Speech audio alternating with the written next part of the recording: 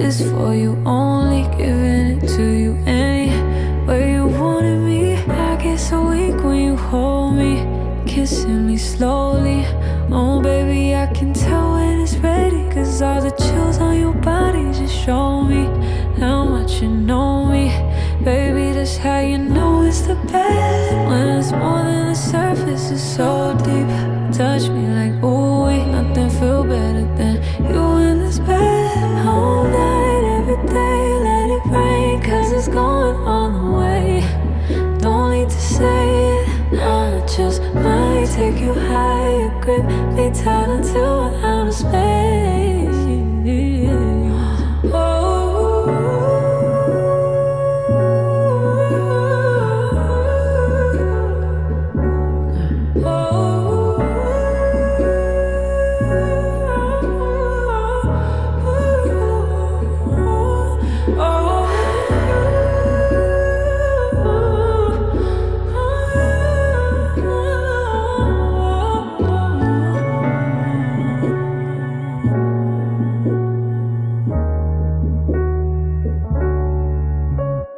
Baby, I'm on my way. You know I can't wait. Trust me, I promise you can be honest with me. You know it ain't nothing I can't take. Baby, it's okay for you to start loving me harder until I give in, until my knees shake. Keeping the same pace, slow down and then we do it again. Making me sweat, still ain't done yet. I'm loving what we do in this bed. All night, every day, let it rain, 'cause it's going all the way. Don't need to say it, I just might take you higher, grip me tight until we're out of space.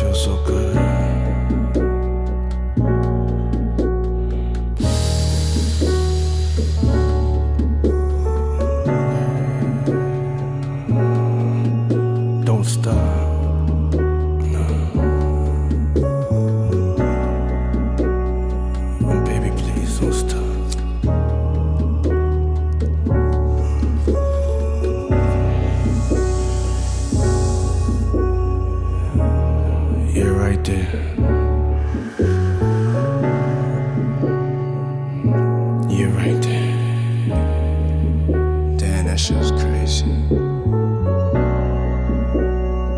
You gonna fly with me?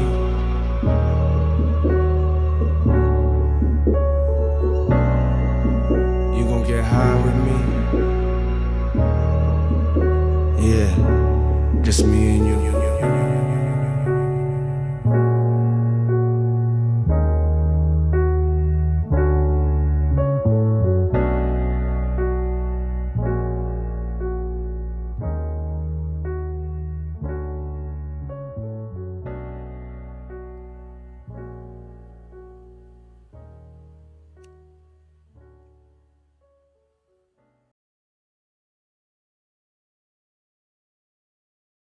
Yo, Dave, you get the sticks.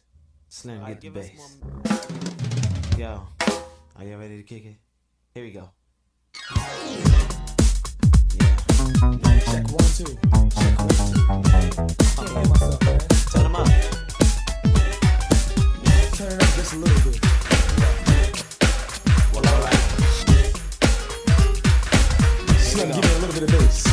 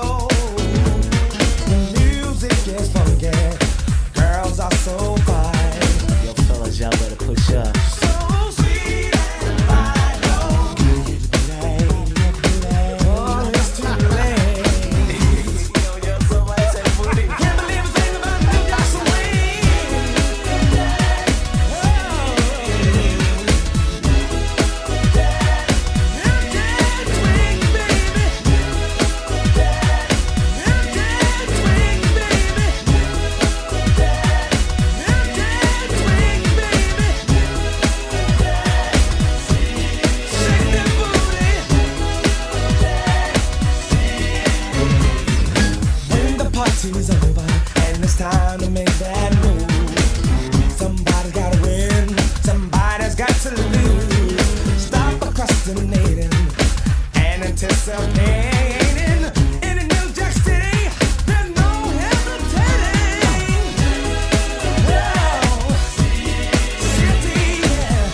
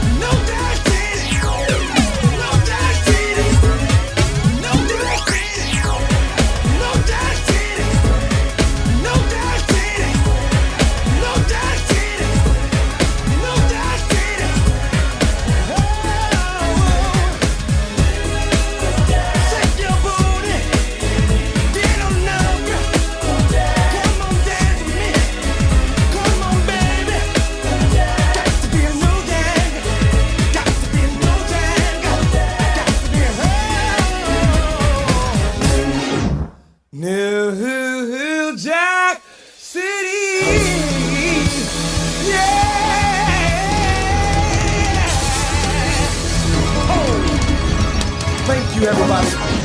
What's good? What's good? I feel like I ain't been nowhere.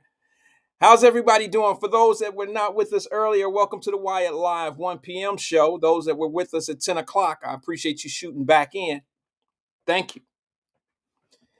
I'm going to be honest and tell you the truth about something the other day. I appreciate you. I got a residual check from Meta. All right? I know a lot of people aren't coming in at 1 o'clock. They didn't have enough of my ass. You can only handle so much truth in one day before your brain is fried. What? Did you hear what he said earlier today? I ain't effing with him.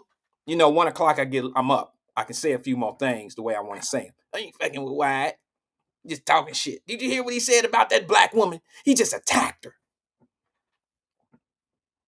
Give a black man a little bit of power. I have no power. All the black folks with power are the ones that's keeping you in the condition that you in. That's what I say to you. That's what I say to you. All right, that's what I say to you. You get mad at me all you want to. But everybody that we looking at who got a problem right now, who doing you dirty and doing you wrong, I say look at them. Who you got more of a problem with today? You might even be related to the motherfucker. Y'all might be cousins. I'm just saying. You never know.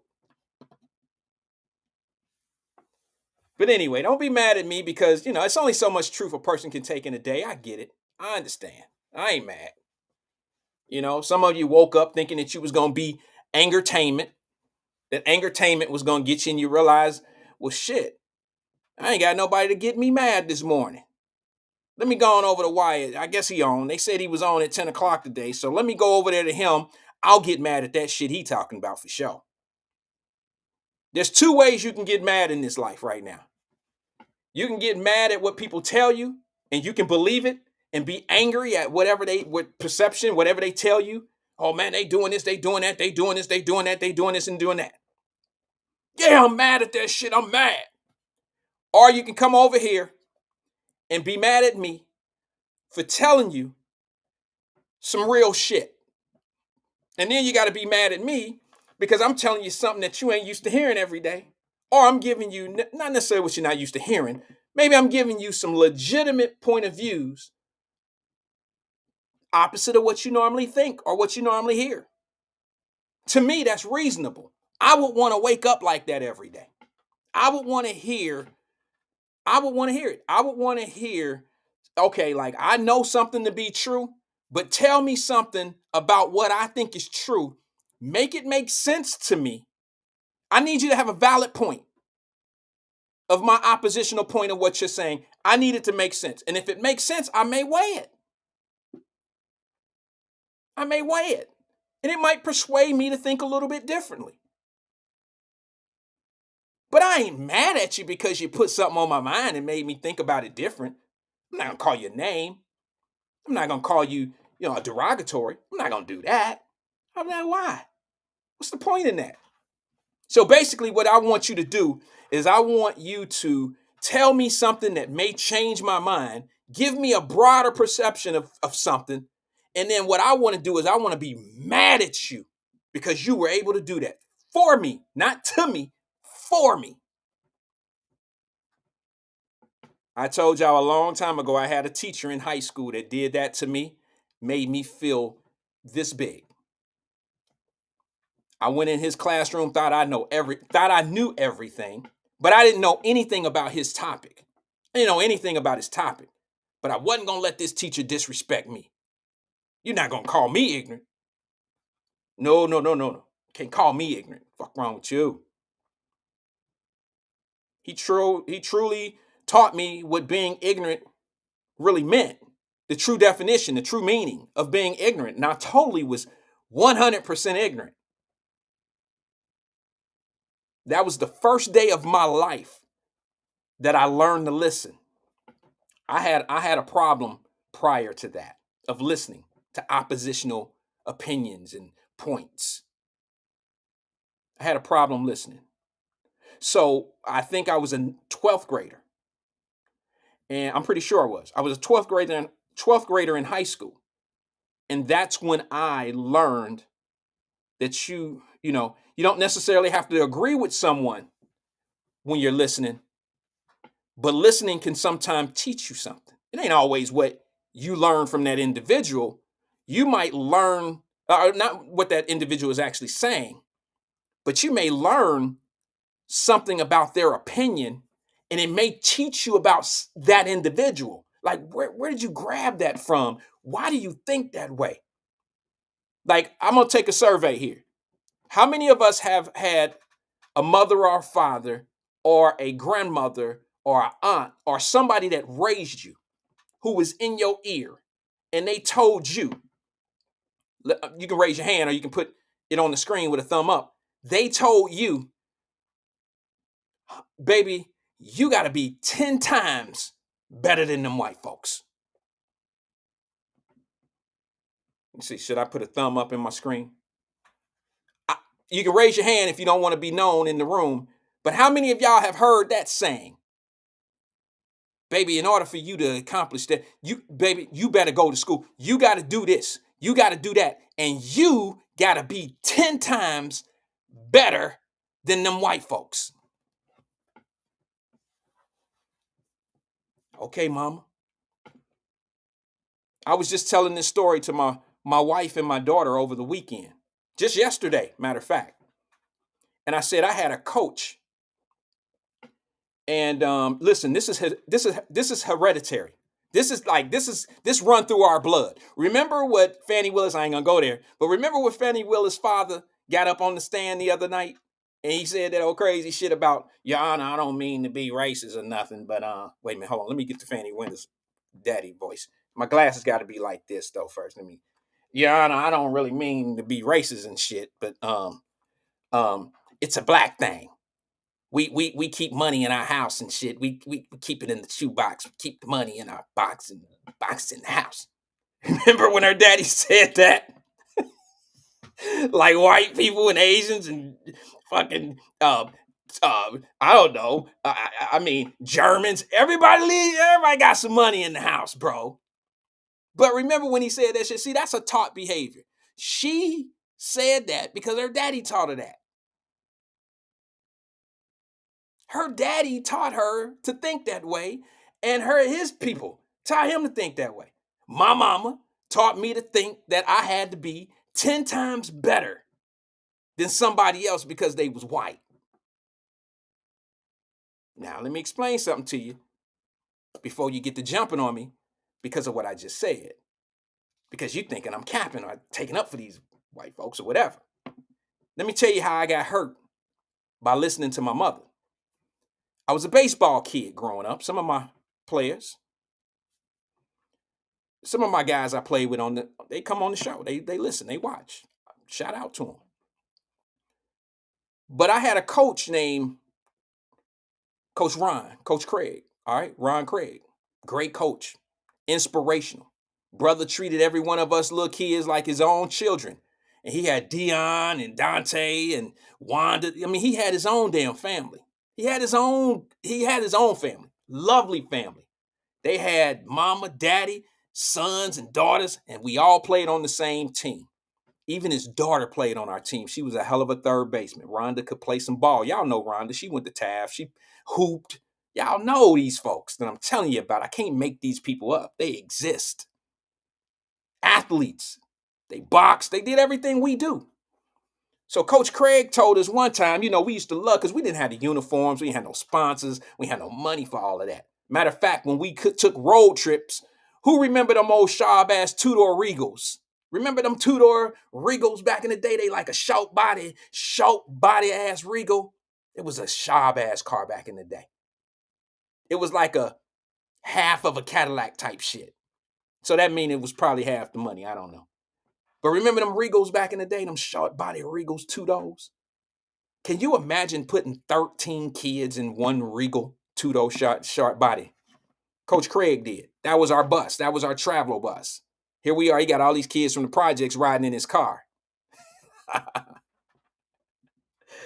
And we go off to play the white teams, like in Gulf Manor. Oh, they had the nice batting bags and nice uniforms. They had all the shit. They had a batting bag with this number on the jersey on the bag. They had their own personal bags. They had a hat with the number on it. They had all type of shit. They always had clean white pants. It was nice shit, right? But on our way there and at practice all week, we knew we was going to play Golf Manor. They wasn't coming to Parktown. No. We didn't want them to because out in Golf Manor, they always had the nicer fields. We call them, the fields that were drug, nice dirt, clean dirt, no bottles. And you had no RC bottles and shit in the infield. No glass out in the outfield. Some of y'all know what I'm talking about. So we go out to Golf Manor, but during the week, we had practice. What did my coach Craig saying the whole week? Now, y'all know we got to be 10 times better than these boys. You know they going to be coming to ready to play. You know they're going to be knocking us. They're going to be trying to knock us off. And you know how hard those white boys throw. You got to be from the old school to understand where I'm coming with, because this is a standard argument when you play out-of-town teams or all-white teams. Coach Craig was like, and this is no knock on him, Coach Craig was taught this. You got to be better. You got to be 10 times better than them white folks. So what he said is, you know they throw hard. You know they throw hard. You know they do this. I don't know if this is a pep talk or if he's actually telling us that these white folks better than us. Like they're better than us. So we got to get our shit together because they better than us. I'm not even getting that vibe. I'm not getting that vibe from him. I'm a young man. I'm taking everything he said because I still got a mama and all that old shit that go through my head telling me I got to be 10 times better than everybody. So this is common conversation for me, for us. So long story short, we get out to Golf Manor, and we get out the Regal, all 13 of us. We climb out one by one. And we see them at the field already taking batting practice, already hitting balls, and they got on practice uniforms. Practice uniforms. We about to play them in an hour. They got on practice uniforms. They practice uniforms look better than the shit we gonna play in. So now I'm remembering all the shit all week in practice. Coach Craig said, these mugs, they don't have their shit together. We got to be 10 times better than them. They throw hard. They this, they that. So what do? As a shortstop, I was a pitcher in this game. I was pitching the first game because we was playing a double hitter. So I'm pitching this game, and I don't get through the first inning without killing myself. You know why I was killing myself? Because I was not being the best that I could be. I was trying to be 10 times better than what he described that was better than us. He basically made me go out there. He didn't make me, but psychologically, I overdid it.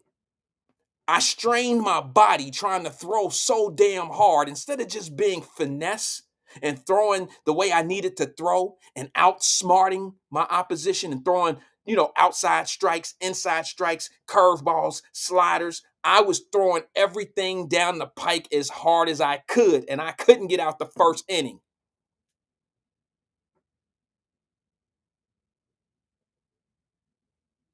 Coach Craig came over to me. We had one out. They already had 6 runs on us. He was like, why? He was like, Rand, you one of the best pitchers we got. I was out of gas in the first inning. I was out of gas. I strained myself. I couldn't throw. Now I'm a little boy, but I can remember this because these are lessons in life that I've learned to move on from, but they helped me later in life. The reason why I was out of gas is because he didn't teach me how to be smarter than them. He didn't teach me how to finesse them. He didn't teach me how to throw a curveball when they thinking fastball.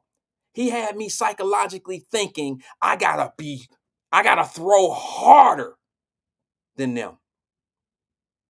And I threw and I threw and I threw, and they rocked and they rocked and they rocked. They was smacking my shit all over the field. And I was out of gas in the first inning. Some is like, well, what's the relevance of all of this? What do you mean? Why? What that got to do with the price of tea in China? You got to understand. sometimes you can overthink and overplay your hand. And if you're not teaching right, you're just passing on old traditions of untruth. Like, I didn't necessarily have to throw hard to get strikeouts, to get through the inning. I didn't have to throw hard. I didn't have to put myself in a position to hurt myself. I hurt myself, literally hurt myself. My arm was done. So he come out. I don't even finish the first inning. I don't finish the first inning. I go straight to the. He said he pulled me out off the mound, put me at shortstop, and brought in Montez. I don't know if y'all know Montez Johnson. That's one of my old brothers. He brought in Monty Rock. Monty Rock finished pitching the whole game, and I'm over at the shortstop position, hoping don't nobody hit the ball to me. Lord, strike their ass out, Monty, because if the ball hit to me, ain't no telling where I'm going to throw it, because my arm felt 1,000 pounds heavy. Lord, don't hit the ball to me. And every time, this is a true story, worst game of my life. Every time I was thinking, before Monty threw the ball, I'm at shortstop, before Monty Rock threw the ball and pitched, before he pitched the ball, I'm thinking to myself, please strike his ass out. Don't hit the ball to me. Every time I thought that, bink, here come the ball right down there to me. And every time I would stop it, wasn't no problem stopping the ball, getting down on, was no problem whatsoever getting into the ball. The problem was throwing it to first base. Worst game of my life. Couldn't get out the first inning and made several errors throwing the ball over the first base, which was very routine for me. You don't play shortstop and can't get the ball over the first base. Usually coaches put their best athletes in center field and at shortstop. That's where I played. My mental beat my physical. And I was just telling my daughters that over the weekend, like, baby, you don't have to be 10 times better than anybody. You just got to be the best you. That's all you got to do. Just be the best you. Let's surround ourselves around people that appreciate the best you. And then you'll gravitate, you'll grow from that position. You don't have to be 10 times better than anybody. Stop that shit. Stop it. Because what it is, and you heard me say this before, it's a built-in excuse. If I was a lazy thinker in my mind, after having that horrible game, I would say, them white folks better than me. They was rocking my ass. I couldn't get a strikeout. I couldn't get one of them to ground out. I couldn't get through the first inning. They must be better than me. That's not what it was. I psychologically took a defeat to the mound. I went in there and tried to do something 10 times harder than I normally could do it. And it cost me. It cost me. And it hurt me, and it hurt the team. So when people talk that shit about, oh man, my mom ran, now you got to be 10 times. Who told you that? I really wish I would have waited. I wish I would have, because I'm sure my grandmother used to tell me the same shit. You got to be 10 times better than them. Why? Why can't I just be the best me? And then if I fail at something that you didn't told me I got to be 10 times better than them, because of what reason? Because they control what I'm doing. So if I'm not 10 times better than them and I fail, then it's because of what? Them? Oh, I get it now. That same psychological warfare that beat me up on the mound, it's the same reason why in business we got people that say they ain't even letting us get no loans or nothing. But you ain't even trying to get a loan, a business loan. Come on. You're not even trying. You're listening to somebody tell you what they can and what they can't do for you and what they are doing for other people, but you're not even a witness to it. You're not even participating in it. You just go by what they say. I remember a couple years ago, right here on Wyatt Live, a brother called me. I said, listen, they got all those spaces downtown Cincinnati. We talking about inclusion and all this old stuff. I said, boy, y'all talking more about urban sites? Y'all talking about urban sites like they ain't, like they like the devil, But now let me explain something to you what I don't understand. Urban Sites got a ton of property down there that's for lease. Have they told you that you can't lease that property yet? Well, ain't nobody trying to lease it. They ain't gonna let us get no licenses. They ain't gonna let us do nothing down. You can't even get no liquor license. I said, okay, we've been talking long enough. If that's what you got to say is they ain't gonna let us and we can't and they ain't gonna let us, then this conversation is over, brother. Me and you, I said what I said. And then, you said what you said. We've been on the phone 3 minutes. That's it. Y'all know the saying, 3 minutes. Anytime, any dumb conversation past 3 minutes, it's your fault.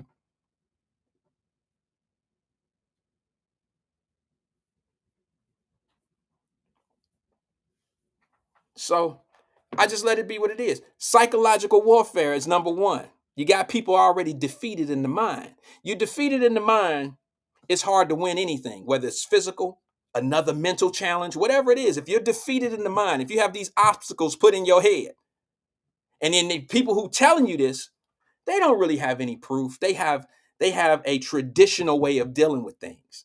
Fannie Mae, I call her Fannie Mae. Fannie Willis. Use the old school receipt of black folks leave money in the house. And that wasn't supposed to be racist. It wasn't supposed. Listen, of course we all as black folks, I'm guilty. My daughters right now, both of them in college. I dropped both of them off at school, got both of them a lockbox, and put cash in it. Her father wasn't lying. Now, I don't know about all this old shit. I don't know if my daughter's roommate left her any cash. I don't know. But I did. I certainly did. So I'm not suggesting that he was lying, but all that, it's a black thing. No, no, no, no, no, no, no. It's not. It's not just a black thing. White people keep money in their house too. We know Asians do. Because I'm going to tell y'all something, whether you want to admit this or not, get you an Asian friend and you'll learn that they have more in common with black folks than you can imagine. You'll just be slick. You wouldn't even understand an Asian being able to understand you the way that we think nobody can understand us but black folks. You'd be surprised. Asians, for some odd reason, have you seen them do? You seen the TikToks and the shit that they doing that's very familiar and similar to how we do things? Have you seen it? I don't know what it is. I don't know if they have the same familiar things that they've gone through in, traditionally in their country, and they maybe they've gone through the same things we've gone through. We all say that nobody's been through as much as us. I could probably agree with that. In America, that is. But yeah, Asians, get an Asian friend or two. Because what they're gonna do is they're gonna tell you the same shit we go through. I'm talking about amongst each other. I got one Asian friend, I'm gonna be honest with you. She owns a nail shop in Louisville. And we're so close, we've known each other for so many years now that she reveals secrets to me. Oh yeah, the same type of secrets that we keep, that we don't share. We just say shit like, oh, he hating on me. They don't quite say it like that. But I've learned that they say, and I probably shouldn't share this. But I am. I've learned that they hate on each other just as much as black folks do. That's why I hate when people say shit like, black people don't do nothing but hate on each other. I'm like, wait a minute, hold on. You think it's only us that hate on one another? All races of people hate on each other. None of them really want to see each other win. That's just a common thing. There's not too many people okay with you doing better than them. Not everybody's sitting back congratulating you when you hit the lottery unless you handing them something. Nobody wants to see you win over them. I mean, that's just human nature. Some people are okay with you doing well, but they ain't going to keep cheering. They ain't going to cheer the whole year. They'll cheer for a moment. Asians are no different. Whites are no different. They all the same. Everybody the same when it comes to that. I remember she told me one time, she was like, they all compete to see who can get the best car, the newest Lexus. I mean, being honest, they want to know who can get the newest purse. They want to know who can wear the flyest Coach shoes. I'm listening to her. And I'm like, damn, that sounds familiar. Sound real familiar. Now, if you guys don't mind, I got to do something real fast. I got to send this text message back. It's actually an email. If you don't mind, can I do that real fast? Can I take 2 seconds to do this and let a few more people come in? If you don't mind, it's only going to take a second. I've been sitting here for many, many hours. I took a small break, but in that break, I was not able to finish everything that I needed to do. So if you don't mind, if you can give me maybe a minute and a half, that would be helpful to me to be able to get through. Well, not get through, but to be able to you know, do what I got to do real fast. I got to return a text message or an email or whatever you want to call it. If you don't mind, give me a second. All right. 1, 2, 3, 4, 5, 6, 7, 8, 9. 1, 2, 3,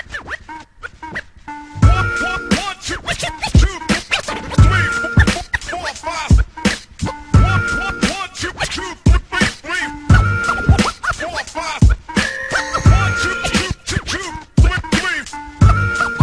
4, 5. 1, 2, 3, 4, 5, 6, 7, 8, 9.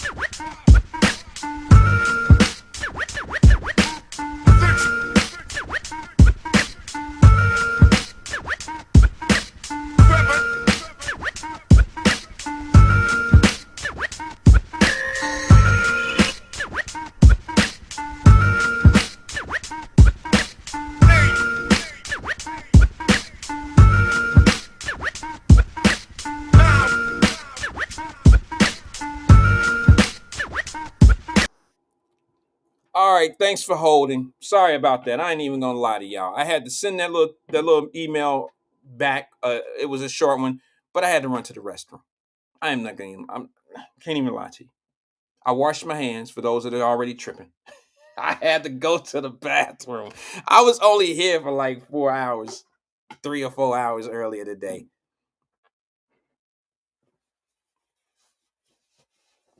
All right. I tell you what, before I get into all my little shit for today, let me go to the phone lines real fast. Let me break that in real fast. I got a couple topics I want to talk about. Before I say this, let me just let you guys know. Damn, we are an hour in the show already. About an hour and a half. That's crazy. Listen, let me be honest with you. Ross says all that grape drink. Actually, I'm drinking Coca-Cola today. So yeah, kind of close. But that grape and that orange, that's what I do. And if I could eat now laters, I would. I can't eat now laters anymore. When you get my age, eating a now later could be a problem. You fuck around and not have any teeth left. And I mean, like, now later's grip. I don't need that type of grip. You bite down on a now later, you fuck around and be swallowing your teeth. I'm just saying. All right, so listen, let me go to the phone lines before we get started. I got a couple topics I'm going to hit today. Before I do that, let me just say this to you. I will not be on at 1 o'clock tomorrow. Tomorrow's Tuesday. I won't be on tomorrow at 1 o'clock. I won't be on Tuesday at 1 o'clock. Tuesday or Wednesday at 1 o'clock.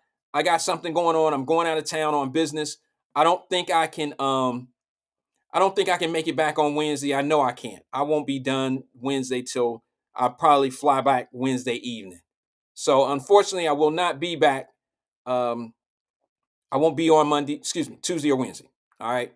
Just to let you know. So I did 2 shows today. If you missed the first show this morning, it started at 10 o'clock, went all the way up to about 1 o'clock. And then now here we are. We right back at you. So we're going to go to the phone lines right now and get the 1 o'clock show started with your words, not mine.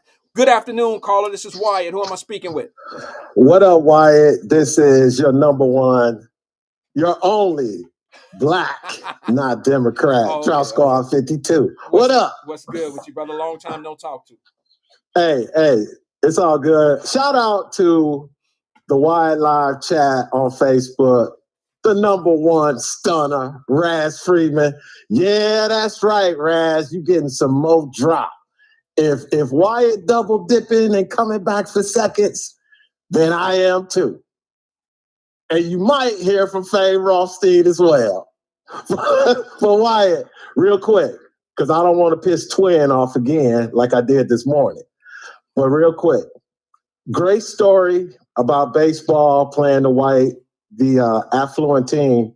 But you saw the uniforms. You didn't see the players inside the uniforms. Because I guarantee you, those white players were just as intimidated by playing all y'all black players. So, but anyway, you had a bad coach. The coach should have got your mind right. He shouldn't have let you throw your arm out like that, Wyatt. But that's another story. Well, but anyway, let me say something. I gotta say something on that one. Okay, Coach Craig was actually a pretty good coach. I think psychologically that might have been a problem for us. But to be honest with you, I don't think we are what we are. We are who we are raised by, and we are what we've been, how we brought up. We generally pass it on. So I don't think he intentionally, and I know you don't have to intentionally do something wrong to somebody for it to be right or wrong, but I don't think he had malice in his heart. I think what he was trying to do was motivate us a certain way, and it was the type of motivation that I felt like, it was a little racially motivated by saying those white boys throw hard. Instead of just saying, you know what I'm saying? It made me feel like I had to compete against white boys instead of just a team that's well put together or whatever. So I never heard that same speech when I was going to play dudes in Avondale. That's what I was getting ready to say, because I know you got your ass whooped by some good black teams too. Now, we never got our ass whooped like that. I'm not trying to be funny, but we were one of the best teams in Cincinnati. And then I went up to a team called, you got to understand, Coach Craig didn't play. Coach Craig was one of them coaches. You'll know this because you in sports, right? Coach Craig was one of them type of brothers in the city of Cincinnati back in the day where he'll see a team play from Avondale, from Moosewood, all these different areas, and he'll go get the best player off those teams. See, that's what I was getting ready to say. What he did, that's why y'all dominated in y'all community, because all the good players is on one team. That's what I'm saying. He came and got me off of OIC. That's a team up in Fairmount that we just was untouchable. And he got me and Donald Broach off of OSC. Now you got to understand, Donald Broach he was drafted by the Reds, Cincinnati Reds. Right. So everybody know Donald Broach out of Taft. He's a good player. Him and I played baseball together as youth forever. We always were on the same teams. So Coach Craig came and got me and Donald Broach off of OIC, which was a team up in the Fay Apartments. And we were on this dominant team. And we got to a point where you know how it is, bro. We can't win every game. Yeah. I know. But we drug the city when it came to baseball. We drug everybody. But when we went out and played, bro, y'all was intimidated by the white boys. I wasn't intimidated. I was just trying. No, seriously, bro. I don't think you're intimidated. I don't think the way I explained the story, I wasn't trying to tell you that I was afraid of them. What I was trying to tell you is I tried too hard to be better than them. And all I had to do was do what I was doing that got us where we were. But instead, I was psychologically, it was like playing chess, and somebody had already talked to me prior to the chess game about how slick this dude is playing chess. And now I'm doing things I normally don't do. Right. Yeah, I hear you. Okay. But Wyatt, have you ever heard of a young lady named Lisa Lopez Galvan? Yes. I know exactly who that is. So you know what I'm talking about. See, I knew you was going to know. Yeah, okay. The DJ girl out of Kansas City. Yes. Now, on the Bill Maher show, Politically Incorrect, Laura Ingraham, no, is that her name? Who? The white lady, the conservative Republican white lady was on her show with Van Jones.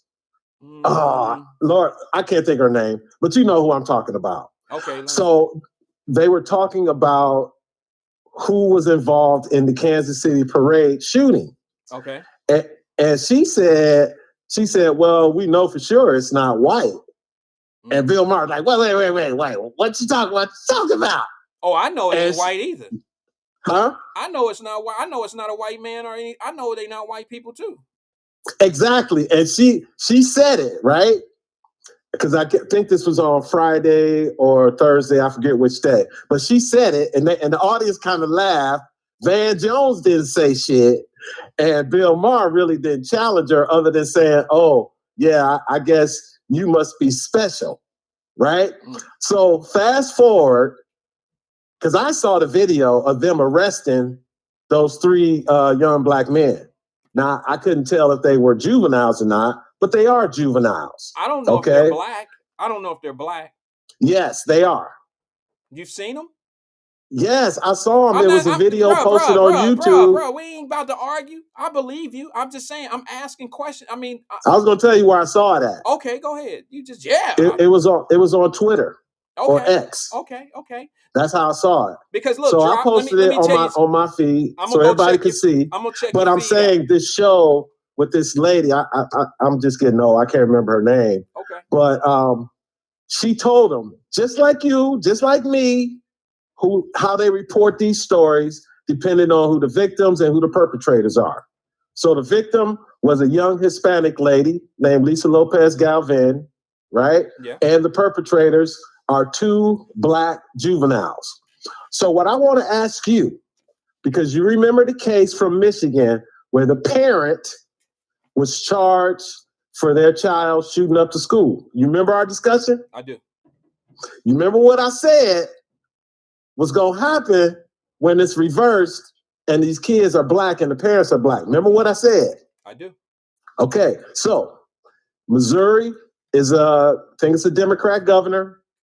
I don't know where this is located, but do you think, Mr. Wyatt, and everybody else in the chat, please comment.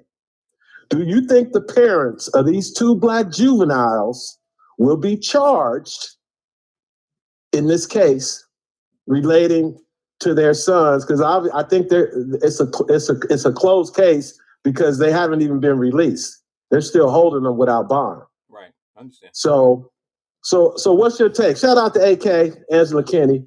So what's your take on this one, Wyatt? Do you think the parents should even be responsible like in the other case? Or tell me what's the difference. And I'm going to hang up. No, you sure you're going to hang up? You probably going to rebuttal what I say. I guarantee you. Okay, if it's not too long, I will, because I want other people to get on. Okay, well, I won't tie up the line. You pick. You pick. Do you want to stay on or not? Because I don't have any other caller calling in now. If another caller come in, I'll let you know.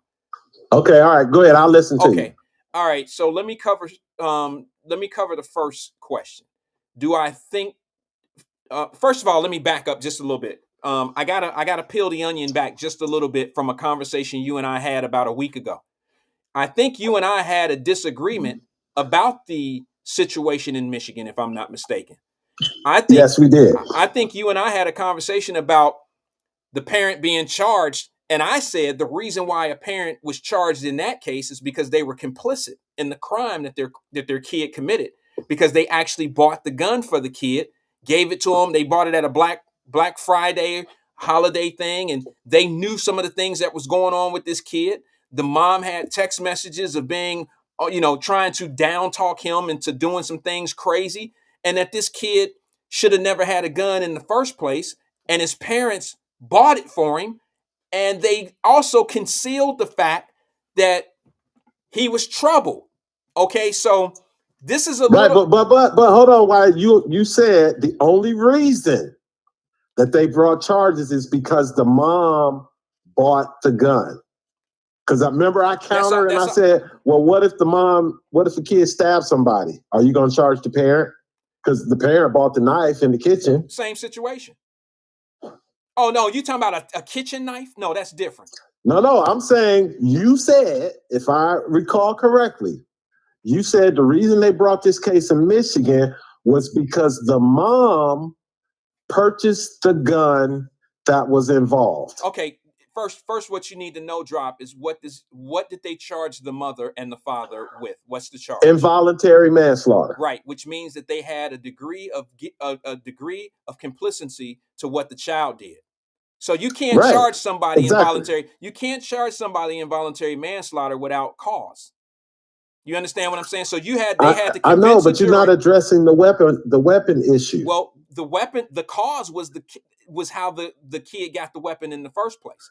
Right. So I'm saying, so now if it was a different weapon beside a gun, it doesn't make a difference what the weapon is. If the parent bought what you would be considered a weapon, they can be charged. So now here's what I'm trying to get you to understand. That was my argument when you and I was talking a week ago. Was it depends on how much involvement or how complicit the parent is in the act that the kid causes or that what he does. So if the parent had something to do with buying in the gun for the kid when there was issues where this kid had no business with a gun and they still did it and were deceptive in this kid's mental, yes, that's called they're complicit in whatever he does with that weapon.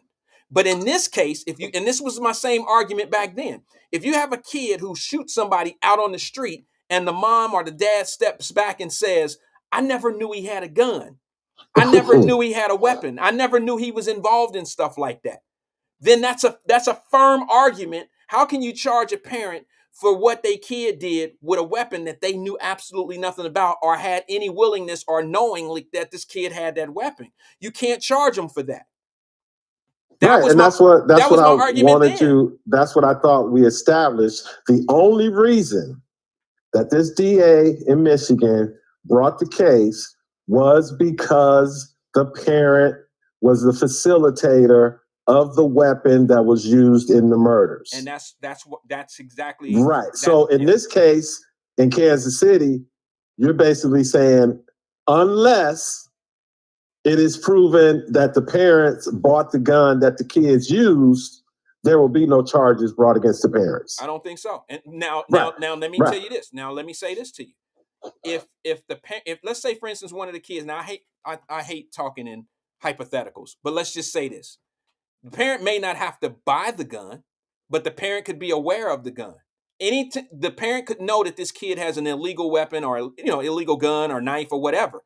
If that was the gun or whatever was used in this crime, the parent could be charged because it's a parent's duty to inform the law that this person has a gun and could possibly do something to harm somebody with.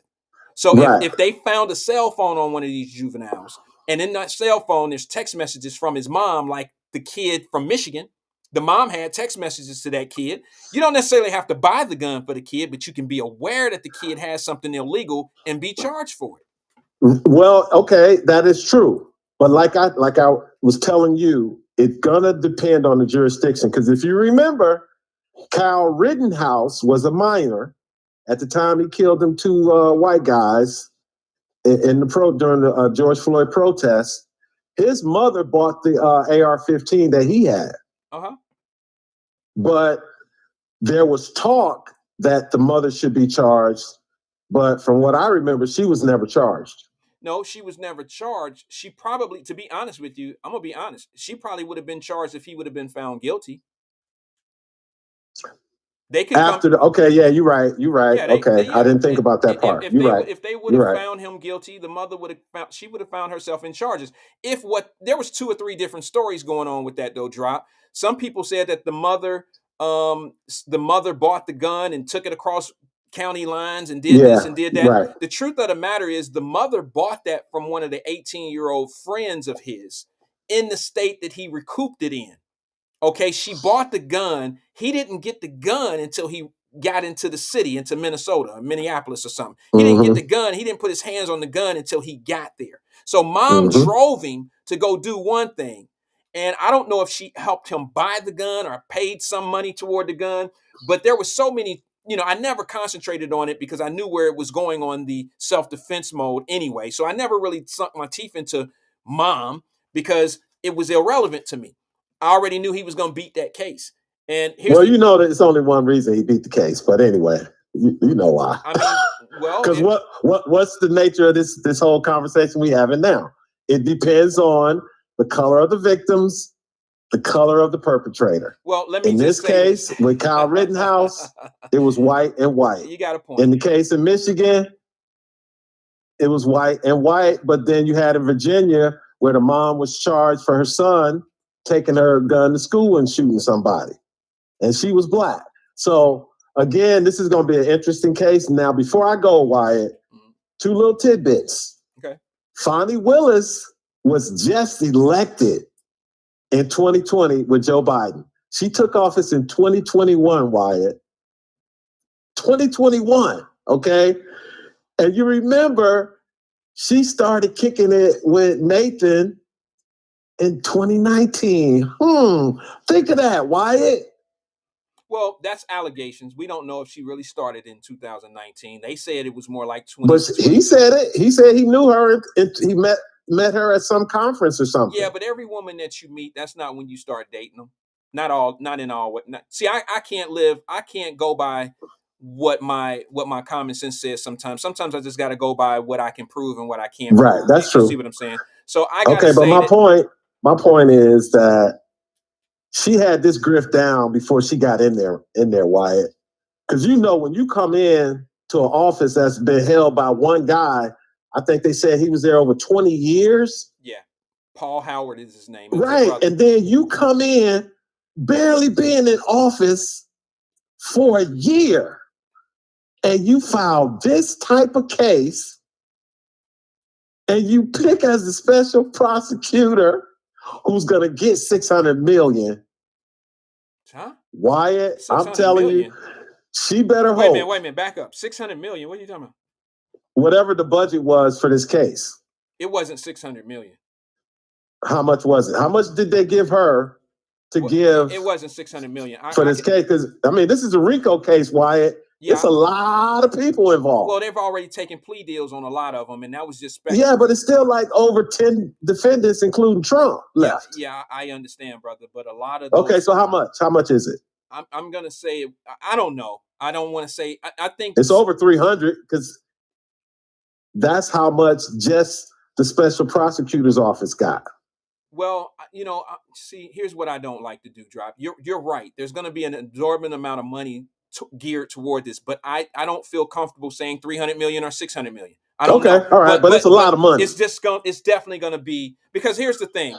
The Nathan Wade guy and his partners have already billed out close to $1 million, and they haven't even done any depositions. Okay, maybe they just got started. I know, but keep in mind, I don't even know who had been working with the, you're talking about a RICO case here, okay? So I don't know if this same team with those billable hours, I don't know if they had something to do with the plea deals that had been offered already. I don't know if that was that group or if it was someone else out of her office. You see what I'm saying? So I don't know how far along. I don't know how far along they are in this case when it comes down to billable hours.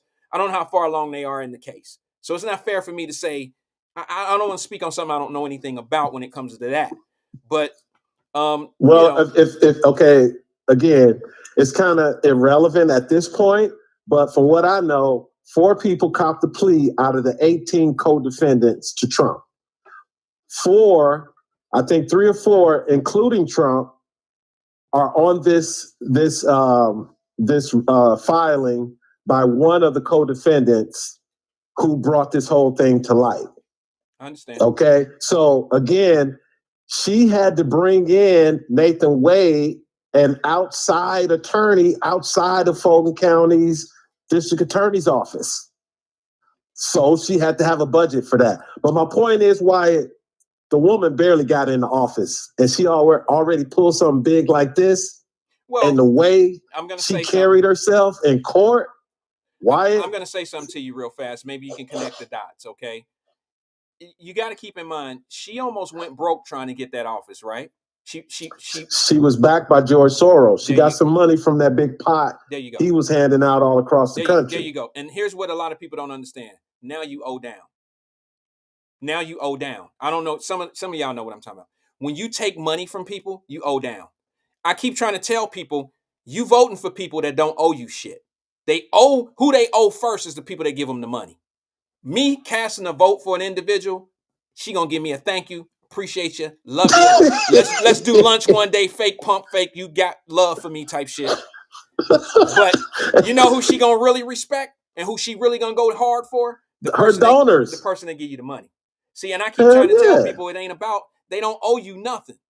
They don't owe you anything. They're going to always prioritize their loyalty to the people that give them the money, not the vote. Right. And she even said it on the stand under oath.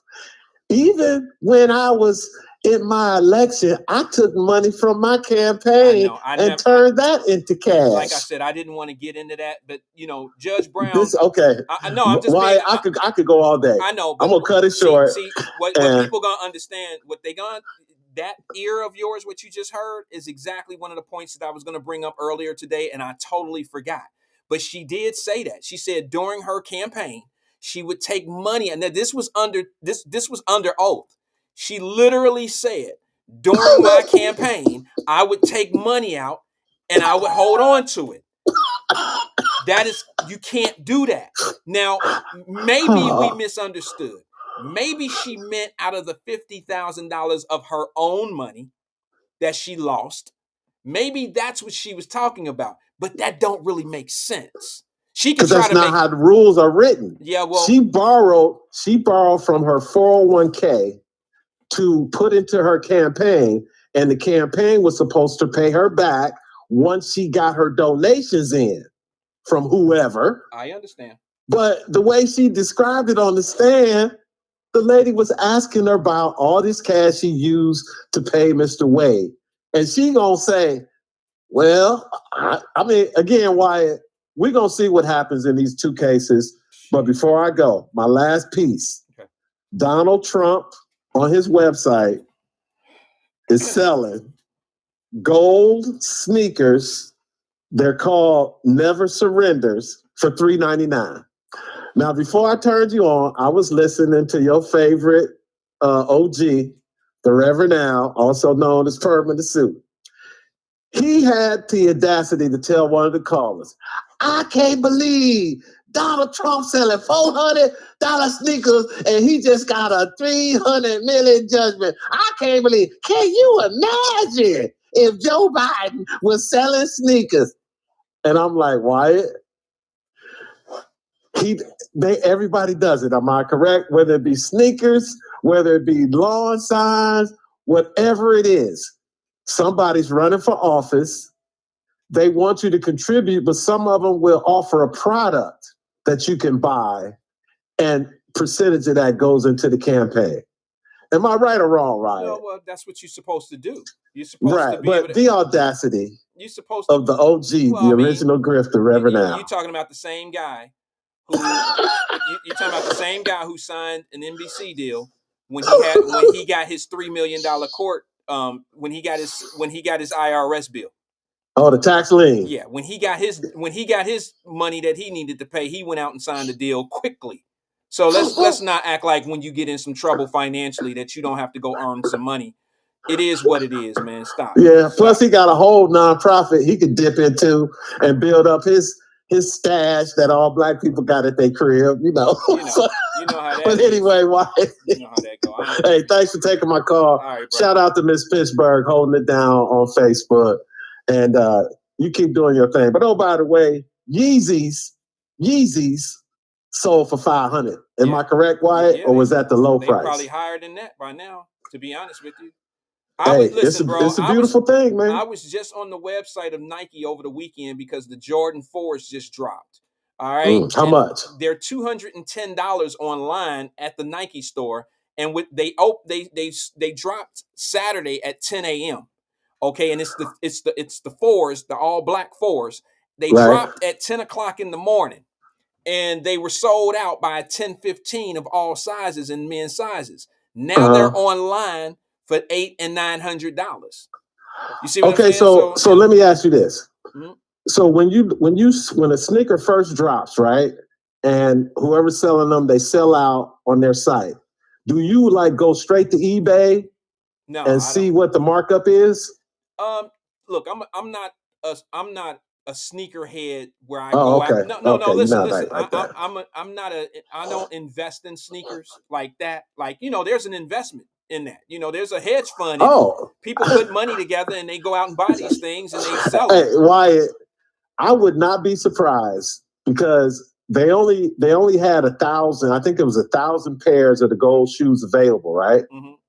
So I would not put it past Trump and his organization because this is what he does. Somebody connected to Trump buys up all the shoes, right? Mm-hmm. Then puts them on different sites and can sell them for 4 or 5 times. Because I think they said a pair showed up on eBay for $4,000. Okay. Now, again, that's the genius of marketing. You put out a limited edition, see what the interest is, and then you come back, you say, I got 1 million people asking for a pair of my shoes. And then that's when you sign the big deal, right? Well, yeah, I mean, to be honest There you with go. you, I mean, you want to control your market by putting out limited editions. Some people Right. saturate the market. I mean, to me, it's the same thing. I would listen. I'll be honest with you. I'm like Shaq. Okay, Shaquille O'Neal has this business model, this principle. He said I could go into the Foot Lockers and I can sign a deal with Nike and I could sell the Shaquille O'Neal shoe and make it $150 for kids. He don't make it 100, but he know it's going to be $150 a kid, and I could sell XYZ amount of pair a year. Or I could go get my own line. I can work a deal with Walmart. I can make them $29.99. And instead of selling 10 million pair a year of the 150 ones, I could sell 10 million pair at $29.99. And I can make triple than I would if they were $150. And his company gets all the money. Right, exactly. He gets a higher royalty. I mean, he doesn't have to pay, the things that Nike has to pay, the marketing and the budgets and my salary and all. He don't have to pay all of that. So what I need people to understand is if we had more people in his type of position that had that type of way of thinking, it would be a little bit different for people that look like us economically. But here's another story on that quickly. Strawberry, what's his name? Strawberry? What was his name? Played for New Jersey. Strawberry. I can't think. Stoudemire? Stoudemire. Thank you. Stoudemire tried that with a cheap shoe, and it flopped. He had a $19.99 shoe. It was $19.99. And this is a great. Hold on, drop, because this is a great segue to get into something I want to show. Okay, well, I'll hang up because it sounds like you're getting ready to get on the roll. Okay. All right. Because I know you, bro. I listen to you. I appreciate it. Okay. All right, man. All right. So peace out. Shout out to Daryl Carpenter. I know he gonna get him a pair of the Never Surrenders. So peace out. Y'all have a good one. All right, brother. You too, man. Take it easy.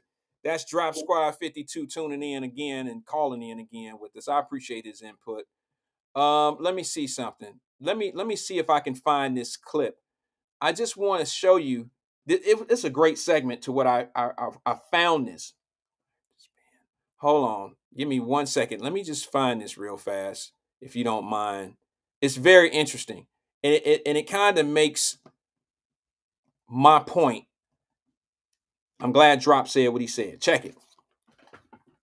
Stoudemire came out with his shoe back in the day, and he took it to a platform that they could sell.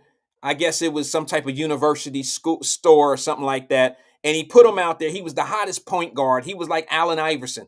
Allen Iverson had the questions out there, those shoes, the questions. They were damn near $150, $200 or something like that. And he had a deal with Reebok. He had a front door deal and a back door deal at Reebok. It was great money for Allen Iverson. But what Allen Iverson has right now to this day is just that Reebok deal. He makes no more money off of it. He had a front door deal that gave him a percentage of the shoes that he sold. Then he had a backdoor deal, which would pay him out $50 million years later. I guess it was like 15 years or 20 years removed from the game or something like that. Stephen Barry, thank you, DC. Remember that deal that Stoudemire had, and he was the strawberries or something like that? They were $19. They were $20 a pair for all the kids. Here's what happens to us. We couldn't build that brother to build his brand. Because if you walked in school with some $19 shoes on, that was your ass. See, we're geared, we're wired to have to, we're buyers, we're consumers. You understand what I'm saying? Like, for some odd damn reason, we so empty inside sometimes, we have to buy the most expensive thing to feel complete. And it kills me, because what happens sometimes is that people feel like the more they spend, the better they are, like more successful they are. It seems like the broker you are, the richer you try to look. Because I know rich people don't always they're not trying to look rich out here. Not all of them. You know, there's a few that really got it. But the richest men in the world walk around. You ever noticed, when was the last time you seen Bill Gates or Elon Musk walking around with a Louis Vuitton suit on, or a jacket or a belt? They don't do that shit. And if it is, it ain't. You can't tell. You wouldn't know. You wouldn't know they got an LV belt on, because they wouldn't wear one that got the big ass LV on the front of it. It'll say LV on the tag on the inside. But us, for some odd reason, the broker you are, the richer you want to look. And the richer you are, the broker you want to look. If that's a good way of saying it. And it's crazy to me, because if we were really smart about this situation, when Stoudemire brought his shoe out, we would have had all our kids in them $19 shoes, $20 shoes. It would have been making that man some money, building a company. It would have kept us $150 to $175 less that we paying on shoes.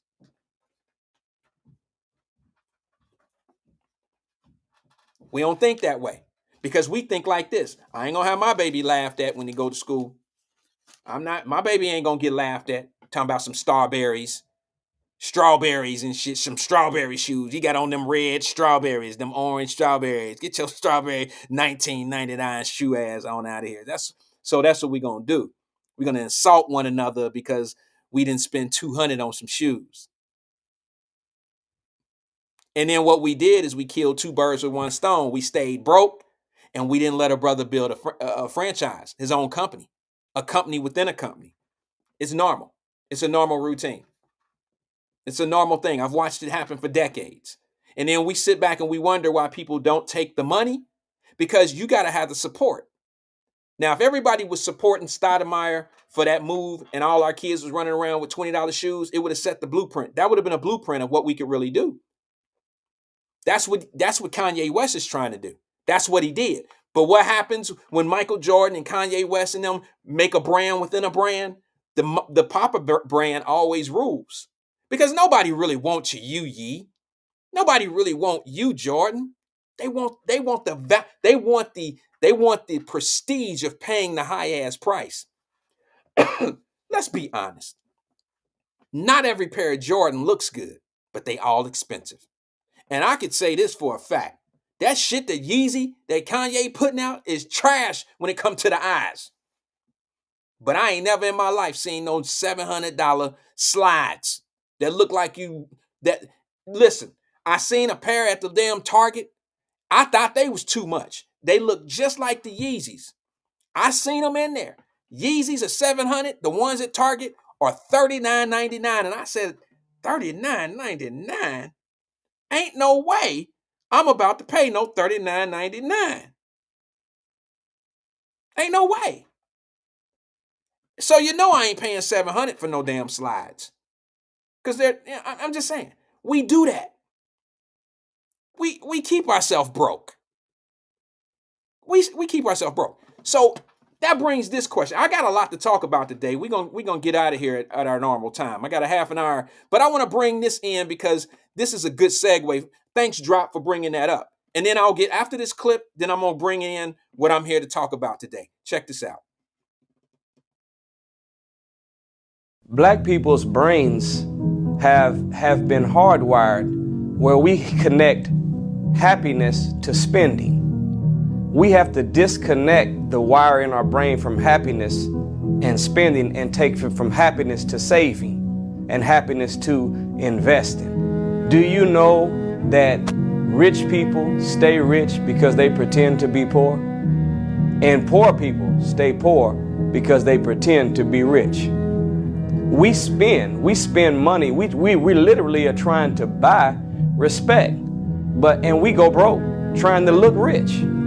So when the math is done, I was talking to a brother in our barbershop one day, and I was telling him that when you have enough on the inside, you don't need the stuff on the outside to make you feel like you are something. And the brother, look, he verified the position. He said, you know what? I'm gonna tell you the truth. Me and my guys was out. We went to out of town, and we was on our way to go to the club. And whenever we started getting dressed, my partner realized that he had left his jewelry. And the minute that he seen that he didn't have his jewelry, I noticed that he got sad. And he didn't even go with us. Next day, I went down to the counter at the hotel room, and he was opening up a package. He had somebody overnight his jewelry to them. And when he grabbed the jewelry out, he took his watch, his chain, and put it on and told me, hey, I'm back. But he never went nowhere. Problem is that he felt a sense of worth from what he put on the outside of himself. But the real sense of worth doesn't come from the jewel you put on your finger, your wrist, or your necklace. The real sense of worth comes from the jewel you put in your mind with knowledge, wisdom, understanding, discipline, and character.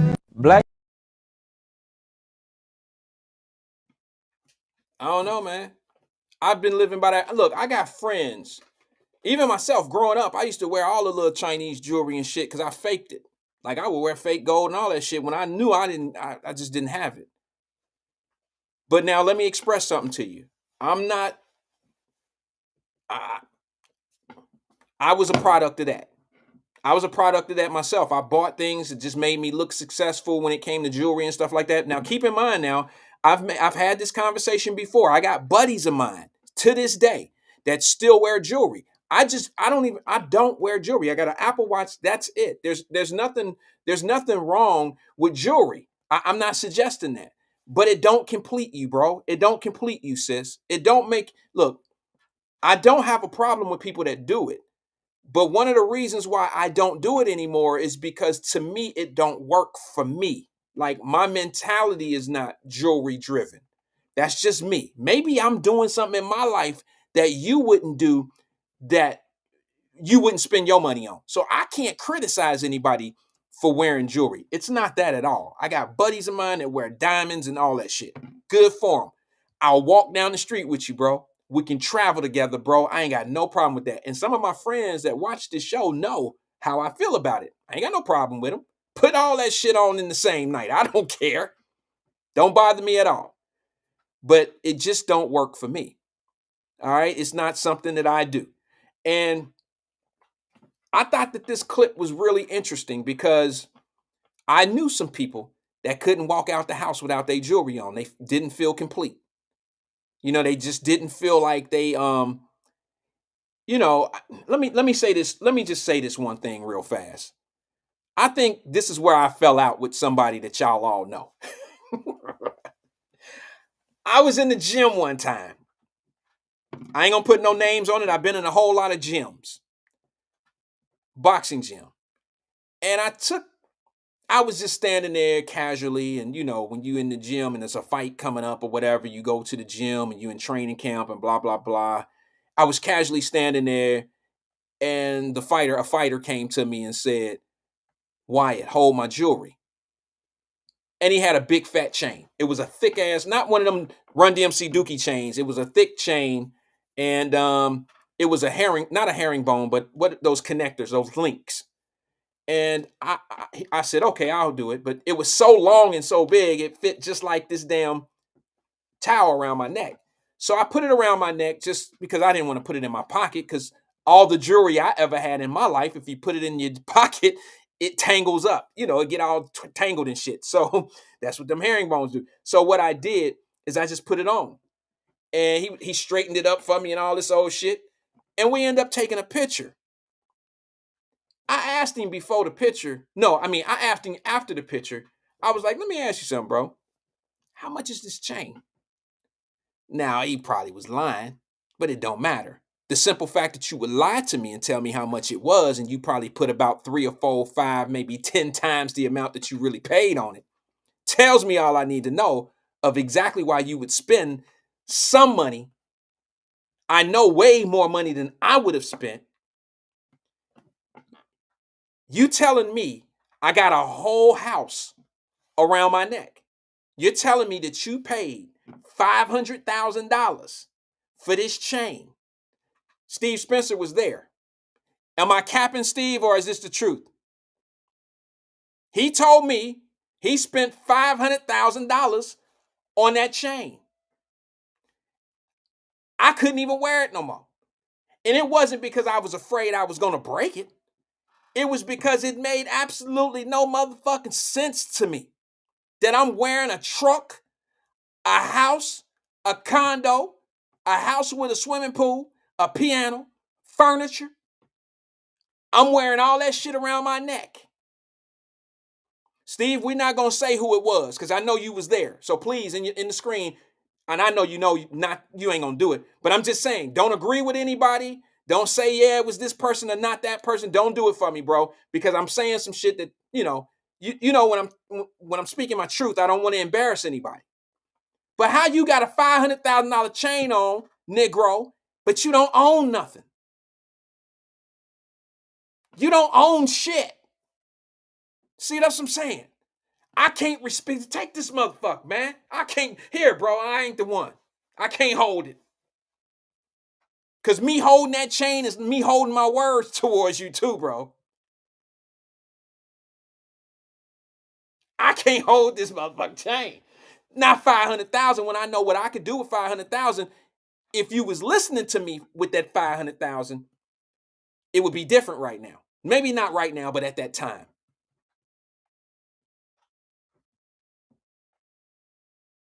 It's like the people that buy Mercedes Benzes and all these high-ass cars. You got these expensive cars, but you don't even own a driveway, bro. You don't own a garage. The fuck?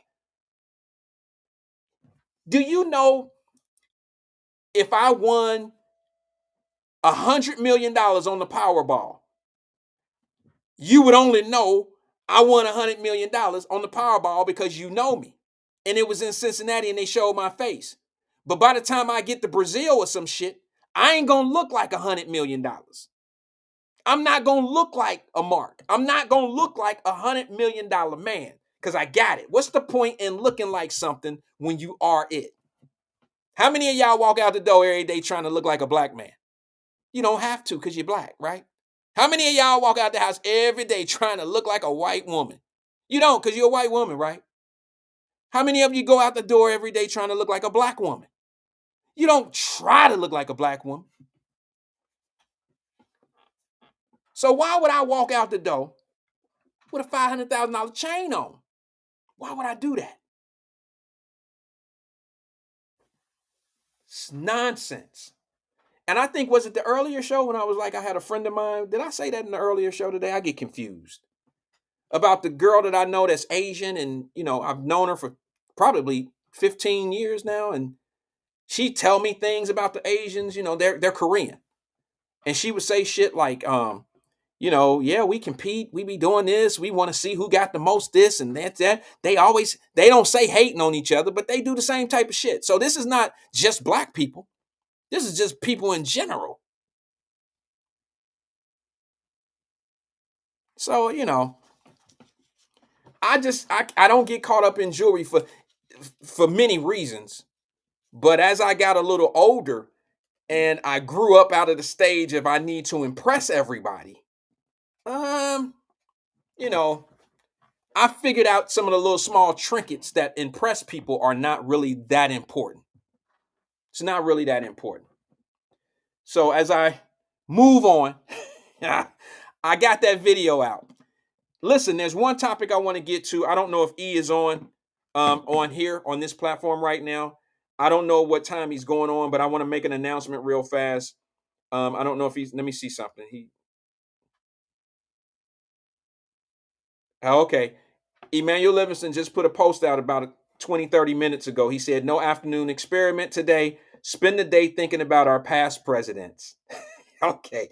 So I got a little bit of extra time. Today's been a long day, but damn it, I'm a trooper. And I'm going to say this to you. I won't be here tomorrow being Tuesday, and I won't be here Wednesday. I'm out of town on business.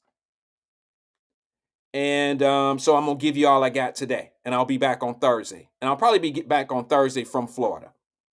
I'm probably going to go ahead and go from where I'm going home Thursday, and I may be a little late doing the show on Thursday because I have to hook up everything.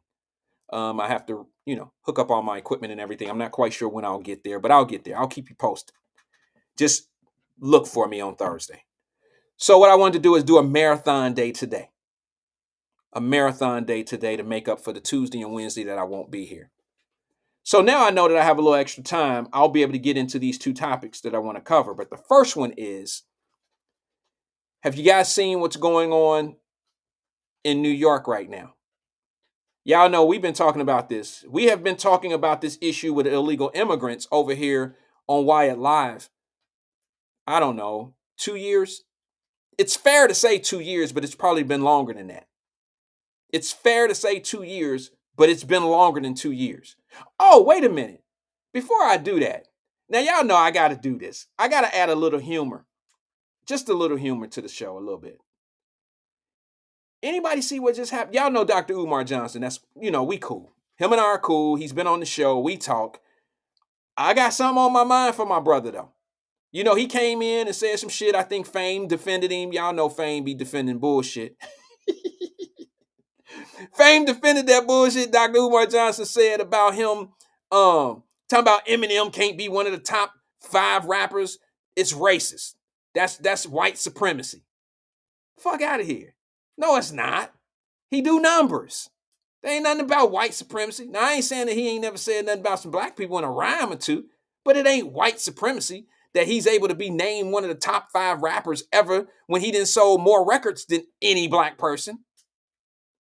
He's talking about he couldn't be top 5 because he didn't invent it. But wait a minute. Who's the number 1 basketball player again? Who's the number 1 basketball player in the world? Did black folks invent basketball? Don't call in yet, Fame. I ain't on that. I'm about to talk about something for real. You might want to talk about that. Talk about, what I'm about to talk about. I just wanted to bring that what Dr. Umar, trust me, you're going to like the Dr. Umar story before you like this shit about basketball and the number 1 player and all that old shit. All right, Fame defended himself well. It still didn't make any sense, but he defended himself well. That's my bro. He know I'm fucking with him. But anyway, check it. So Dr. Umar Johnson has said some crazy shit. He been saying crazy shit. He been saying things like black men, y'all keep in mind we didn't have these conversations. He said that black men are the most aggressive men when it comes to dating outside their race and when they date a white woman. Now, I want to know who believed this one. I ain't saying he's right or wrong. I want your opinion. I got mine. I want yours. And I got the video. I might play it. He said that black men who date outside their race, primarily white women, he said the reason why they do that is because they have self-hate for self. They have hate within their own race. They don't like themselves. And that the only reason why they do that is because they think white people better than us. Doc, now I know, look, do watch every once in a while. He's going to watch this one because I'm going to tag him in it. He don't want to hear the whole Wyatt Live show because I don't talk about the shit he talk about.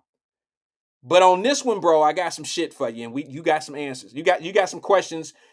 We got questions that need to be answered.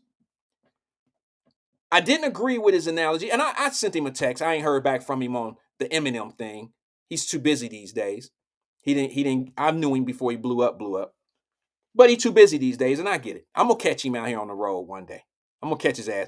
I'm gonna Mike Epps and Shay. I'm gonna catch his ass out here. But anyway, he got all this shit to say about queens and this and this and that, and women and black men dating white women, and black men should be with black women, and this and this. And I agree to a lot of it to a certain extent. But what I don't understand is how we gonna keep listening to a motherfucker that ain't got no wife? How we keep listening to somebody that don't have no queen? Like, you keep talking about black men who making these moves and building their families, and it's unking worthy, and it's this and this and that. But bro, you're not married. You're not taking care of a family. You don't have babies you don't have princes and princesses running around you. You don't have a home with a queen in it. You don't have a purple queen, a blue queen, a black queen, a white queen. You don't have no queen.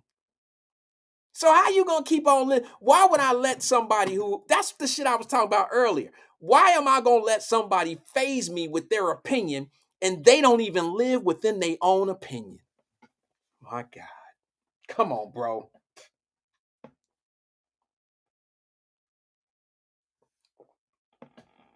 Come on, bro. So you're gonna say that a black man who dates a white woman, let's keep it specific because this is what he said. A black man that dates a white woman, he only does that because he has low self-esteem, he doesn't know his identity, and that he has a problem because he thinks that white people are superior.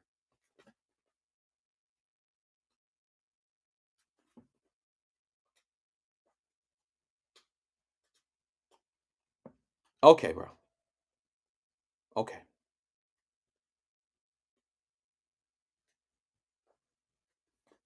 Okay. I just, the hypocrisy. The hypocrisy is what really, that really bothers me a little bit. Because number one,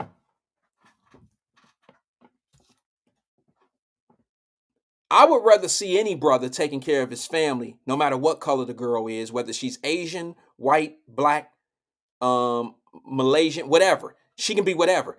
I just need a brother to take care of his business. That's all I ask you. I just need you to take care of your business. Stand up. That's all I ask. I mean, if I had an opinion, if somebody was to ask me my opinion, there it is. But I just got to ask him, and I would, if he would call me right now, it'd be beautiful. Does he feel the same way about black women who date outside their race? Because what he tried to do was put a spin on it by saying, oh, I believe that black men are the most aggressive at dating outside their race. What she means is there's more black men that date outside the race than any other race out here. Which I don't know how true that is. I mean, if you really look at how many Jewish men there are in this world, they tend to date a lot of white folks, right? I mean, they date Europeans and they marry Europeans, right?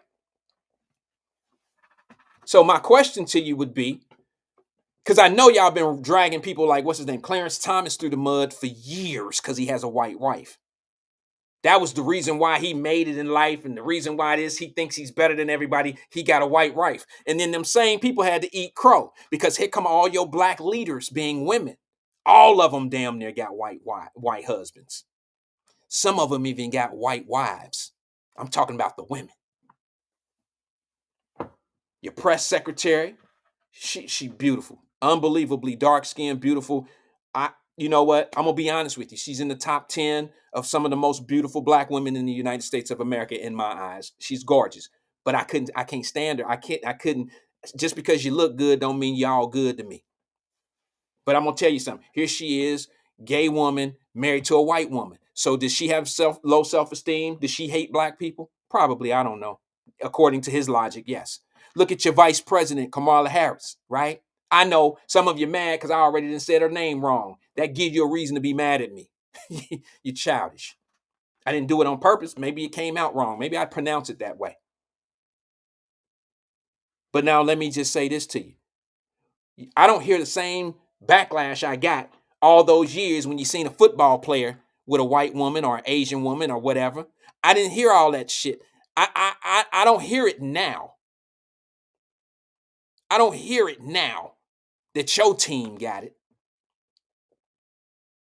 I don't hear it. Before, when all the black men had the good cheerleader from the team, and they got the white girl, and or the man made it successful in business, and he ended up with Barbie or whatever the white girl name is. Y'all had all that thunder and lightning and wind and high precipitation and all that shit. Y'all threw it all at him. But now you got a vice president married to a white man. You got your Supreme Court justice married to a white man. All these people got low self-esteem and they don't like black people, but yet they use the black people to get where they are. Somebody make that shit make sense to me.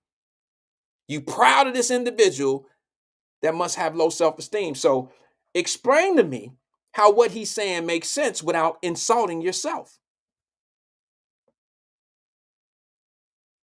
Insulting your own points that you've been making about Clarence Thomas and all these other coons and all that old shit you tell them. But your powerful people,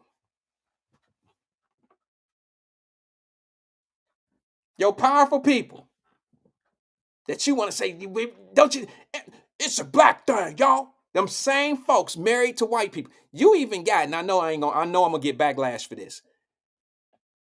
And I'm not, because I'm not criticizing it. But you don't find it weird that the NAACP president is married to a white person? Nah, you don't. You see, I'm okay with it. I know him. I don't know him personally, but I know his wife. Great girl. Great woman. Excuse me. Great woman. Nice person. I don't have a problem with the interracial thing. But explain to me how you going to be up here hollering power to the people and all this old shit. And even your own black leaders. And I can really get deep and depth into this shit if we really want to go back to black leaders. I can really tell you how many of them was rocking and rolling, saying one thing and doing another.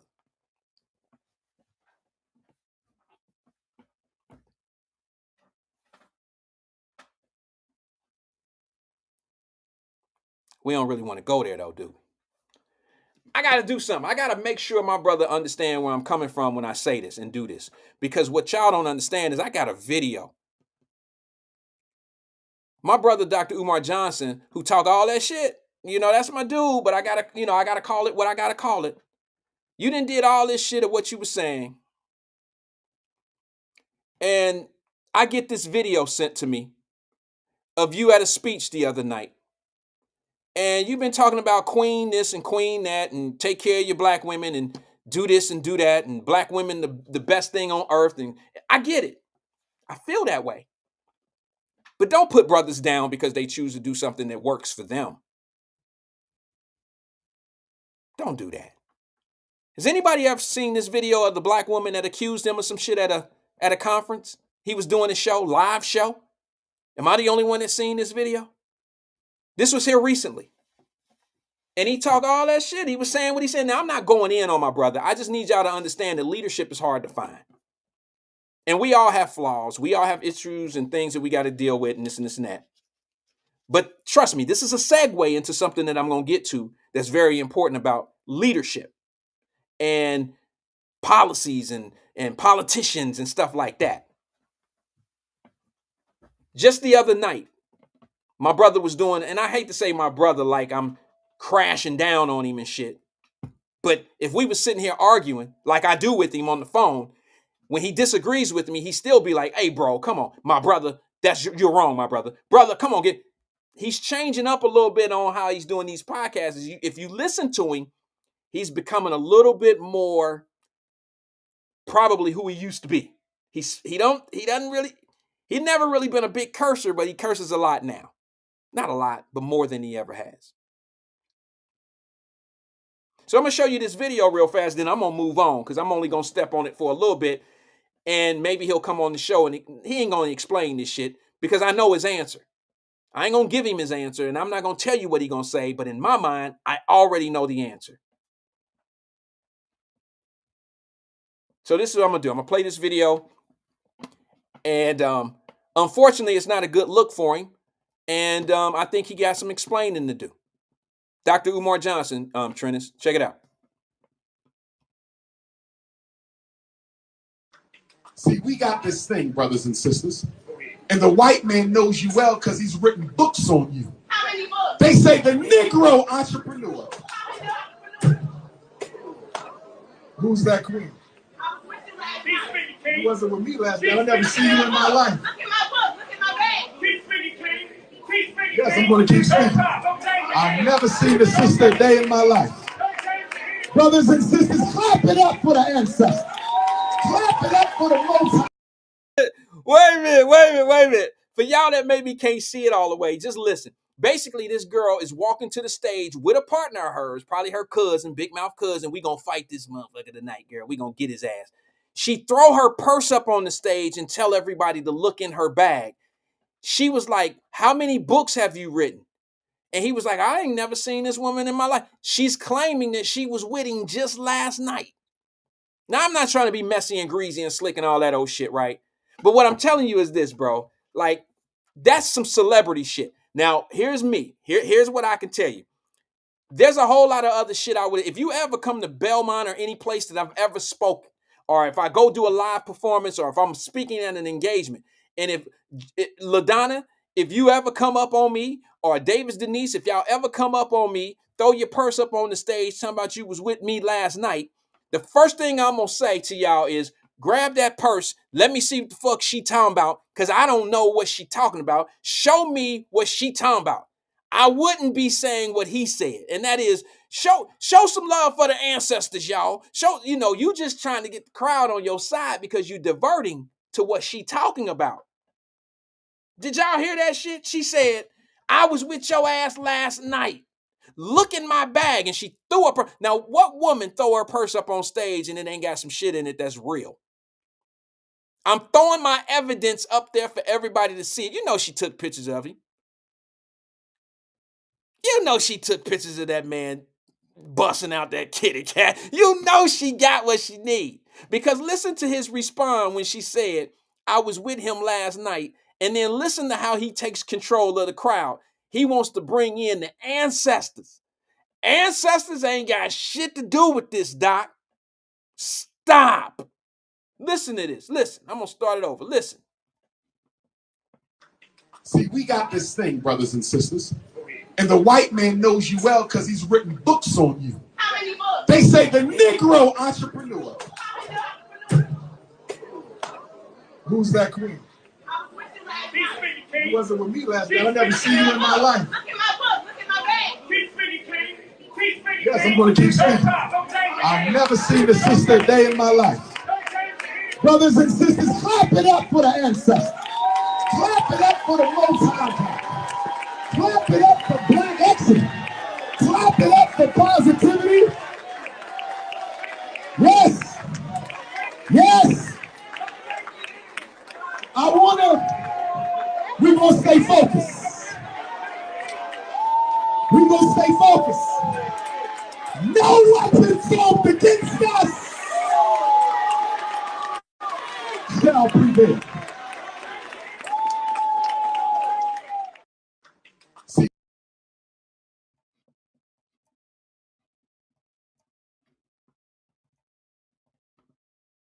I smell bullshit on this one.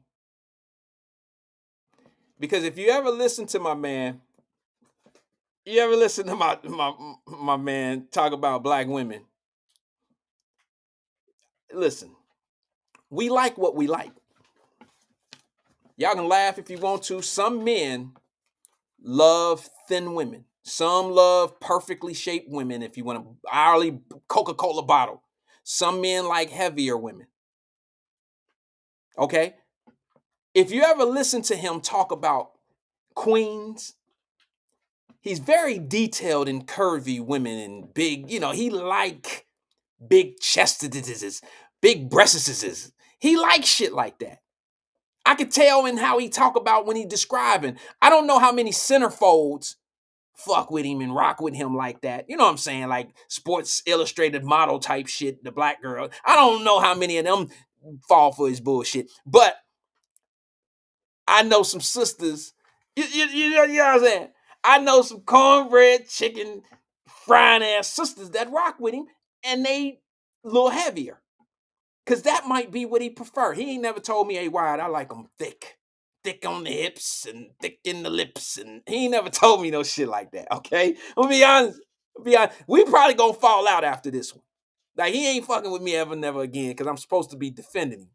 But this one just a little too... Bro, you can't keep talking about black men. I used to love the fact that you would hold black men accountable, hold us responsible for our actions, tell us to strengthen the black family. I get all that. I say the same shit. But I'm married. I got children. Sending them to college. I'm exactly what I talk about. So you can't continuously come out here and tell us what if you're a leader, you can't keep telling the tribe how to do things and how to be, when in fact, you're not doing it yourself. That's all I'm saying. I mean, that's a fair analogy, right? Isn't that fair to be able to be critical of someone that holds everybody to a high standard or says that certain things? It's like, how could I sit back here and talk about the things that I talk about or say the things that I say and I'm not living it myself? Like, I can't sit back here and say, parents need to be accountable for their kids. Meanwhile, I got kids in jail and I got kids out here robbing and stealing if they can get away. I couldn't sit back and do that shit, right? I can't sit back and tell black men they need to marry their women, and I'm sitting here, ain't married myself. That would be kind of hypocritical, right? Well, why can't we hold him to that same standard? I had a conversation with him one-on-one about charter schools and school choice. And I don't understand this for the life of me. He's not here to defend himself, so I won't put words in his mouth. But I think he's gone public saying before that he don't believe in private schools. Well, not private schools. He don't believe in school choice. And I don't understand that, because if you're building a school, you're basically saying to kids in that area that your school is a choice, but they don't have a choice to go to that school if they can't get funding from the state. So, brother, I need you to explain to me, how are you against school choice when you're supposedly opening up a school that's going to require the kids to have the choice to go there and can use state funding if they can't afford to go there out of pocket? I don't get it. Maybe somebody can help me out. Maybe someone can explain it to me. Let me go to the phone lines. Then after this phone call, I'm gonna go to the two topics. Well, the one topic I can probably get done by the end of the day. Good afternoon, caller. This is Wyatt. Who am I speaking with? Okay, hold on one second. I'm sorry about that. I heard you, but I got to cut you up. Okay, caller, you there? Can you hear me? I can now. I'm sorry, sis. It was all the way on low. That's my apologies to you. Okay, I would never rush the stage and, and throw my purse in the air, especially as somebody like Umar. Now, let me say this before we get into Umar, who is not a leader. Okay, he's a social media influencer, but definitely not a leader. Well, before you go on, let me just say this to you. Would you say that he represents himself as a leader of the community? No, he represents himself as a leader of himself. Well, that's Umar, your for opinion, but he years, does. I've been told Umar to stop because he's very, when you conceited, arrogant, narcissistic, you speak to benefit yourself. So for years, he has went around the country and basically shamed single mothers, told them that their children were dyslexic, told them that their children were not able to be educated, told them that teachers were specifically targeting their sons, and so they can't get educated because they don't have a man in the house. And then he'd come behind that and sleep with them. You look it up. I mean, if you look up his history, he's been out for about 15 years now. The conscious stripper. He was taking some of the donations and kicking it with a stripper. If you look him up, he was in Tokyo, Japan, talking about, black men and the Moors. You can travel the world. Same thing Tariq Nasheed do. Before we get to that, I want to go back to what you were saying about the politics of interracial dating. Okay. If you look back in the civil rights era, even pre-civil rights era, people like Eartha Kitt married white, Diana Ross married white.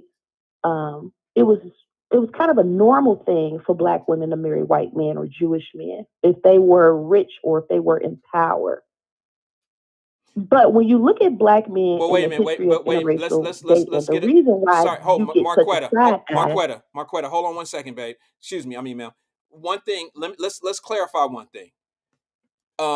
Those women that you're describing as being black women were also in the entertainment business and considered to be rich and famous.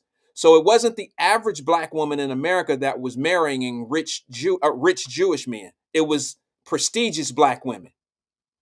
Well, my great grandmother on my mother's side married a white man. He was Irish.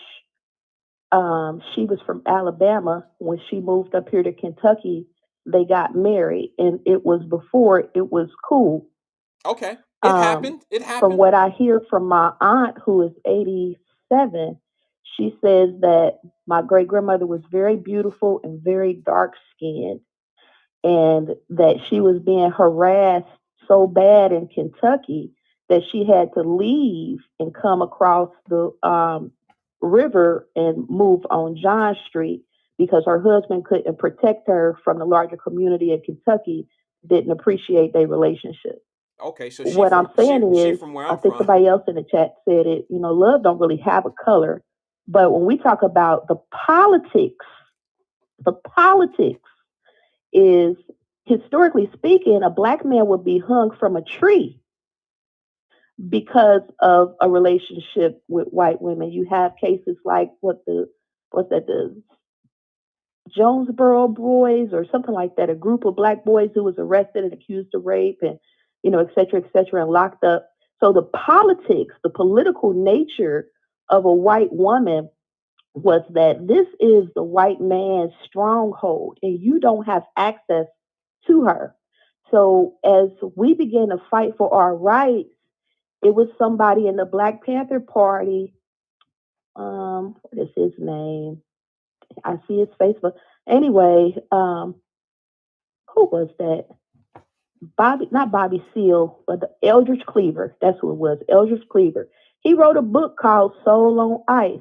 If you read Soul on Ice, in the first 2 chapters, he talked about how he practiced raping black girls and black women because his eventual goal was to get to that white woman. And politically speaking, at that time, a lot of people were in fear. It's even a movie. What's the movie? Goodbye, Uncle Tom. At the end of Goodbye, Uncle Tom, they show you the history of slavery and all of that. But at the end of it, the revolutionaries' goal was to get to that white woman. Now, the problem is the man traditionally is the breadwinner. Traditionally, the man is the protector. Traditionally, the man is the provider. So when you had this blast of civil rights, you had this implosion of interracial relationships, and you had this Jack Johnson class of athletes who sought exclusively white women to prove that they were in the upper echelon, that they were rich. Once those relationships began to deteriorate, they was broke. All of the money went to the white women. So let me ask you Now, something, I'm not sis. saying that they were wrong for marrying white women, but politically, they lost wealth Okay. as a group, as a race. We Okay. lost wealth. Well, Michael Jordan, when he, divorced his black wife, she took his wealth and she went on with her children. But he married, I think her name is Perino, yeah. and now she has access to $1 billion. Tiger Woods, even though he considers himself Calvin Asian, he married a nanny and made her a billionaire. Right. So Let me ask you a question, though, sis. And I need your opinion because I'm asking for your opinion, not necessarily asking you to give me a fact. Okay, but this is definitely an opinion based question. Do you really think that black men date white women or marry white women because it makes us feel, being a black man, it makes black men feel more successful? not just successful, but ego wise, Well, to be that would seen and ego plays a huge part in.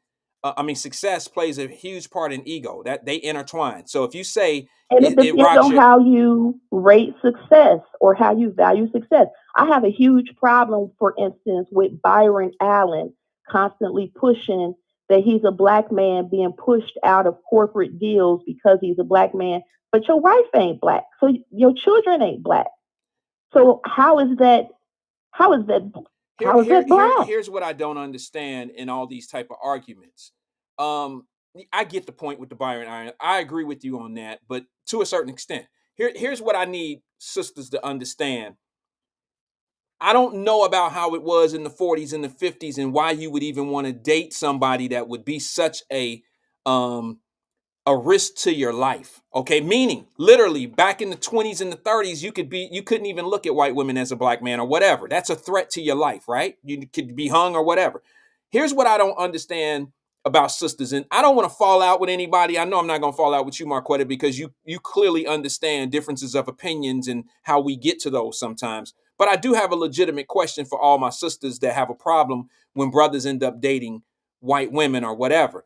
And my question to you is this: why do you feel like if they date a white woman, that is psychologically a win for them? They think that they're better. We think that we're better or doing better in life or whatever. Because Have you? that's what they say. Now No, let no, me no. get to Hold, hold who on, I hold was on, hold on, talking hold on, about next. hold on, sister. I'm speaking as a black man, as a man. I want to give you a But you male's. got a wife that's your same racial identity. I've never heard you say, I'm looking for a snow bunny. No, I understand that, sis. But what I'm speaking from a man's perspective, not a man that's married to a white woman or a black woman or none of that. I'm just gonna give you a male's perspective, okay? From a lot of different from a man's brain. All right. There's a lot of dudes on here right now that are pump fake and say they wouldn't mess with a white woman and this and this and that, or won't mess with an Asian, or won't mess with this and won't mess with that. But that might be in their mind, they may not be capable of getting something like that because they don't have the options. And what I'm seeing in life is when you have more options in life, you tend to choose things that are different. If I had, it's like you going to a dealership with a black card and you can choose anything you want. Do you necessarily choose the most expensive car, or do you choose the one that you really really like? And what I mean by that is this: as a black man, especially an athlete, a dude that's gone to black school his whole life or whatever, he go off to a university and it's Nebraska and it's nothing but white people there and a few black girls and this and that. He has some choices that he's never had in his life before. That don't mean that he think he's better than what choices he had where he came from. It just means that he then walked into a candy store of options. And he might not eat now laters anymore. He might still eat now laters, but now he might want to go check out the Latino Chico stick, or he might want the snow bunny snow cone. I don't know. But what I've learned in life is the more options you have, the more you get around and see things, the more diverse you become. And that's just how it Can is. I And say something to that? sure. As a black woman, I have never gave two F's about a black man dating a white woman, Asian or whatever. And if you look at our families, when they do date white women, we embrace them. When they do date my little cousin, he dating an Asian woman right now. They getting married soon. We don't care. We just happy he's found love and he getting married and he's going to have the stability. But My you uncle wouldn't say dated he a white hasn't. woman in the 80s. She wound up raising his son, and her children are like my cousins. Once you get involved in those relationships, you become part of the family. You are part of our community. Yeah, But but I'm don't going to you? get to what you're saying. Okay, go Tariq ahead. Nasheed is a prime example. Tariq Nasheed used to write books about how to pimp and how to mac, same way Eldridge Cleaver did. He said, practice on black women, but target teenage black girls because they're going to be hoes anyway because they don't have fathers. You can look it up on YouTube of him saying, you have to find you a mixed girl with a white mama. Don't date a black girl. This is a black man who people think is a leader. Don't date a black woman with a black mama because they a bunch of hood rats. He was the one who came up with passport bros.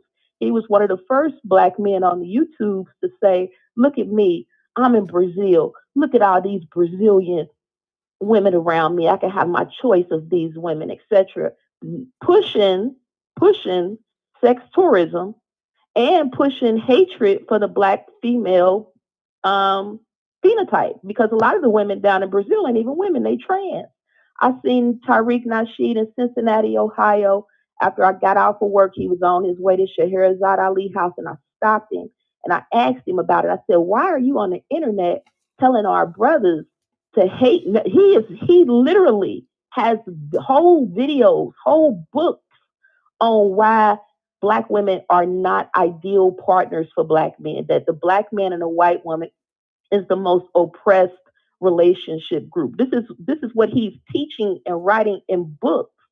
And he said, I'm not saying any of that, since I'm just kind of teach men how to be the best men. Then this white dog head lady, she was looking for drugs. She said, could y'all just help me? You know how to be. Give me $1 or two, just help me out. Now, this brother then coined the phrase foundational black Americans. He gave this white girl $20 in my face just to be spiteful. The woman that he take care of with all of that money that he get from people watching Hidden Colors, reading his books, pandering to his FBA code, he take that money and he take care of his white mother-in-law. So it's not us as black women, it's black men who are not checked. Like right now, you're checking Umar Johnson. Umar Johnson is known to be a philanderer of black women. When he go across the country and he touring or what, that's why I don't listen to nobody tell me about being single and dating and none of that.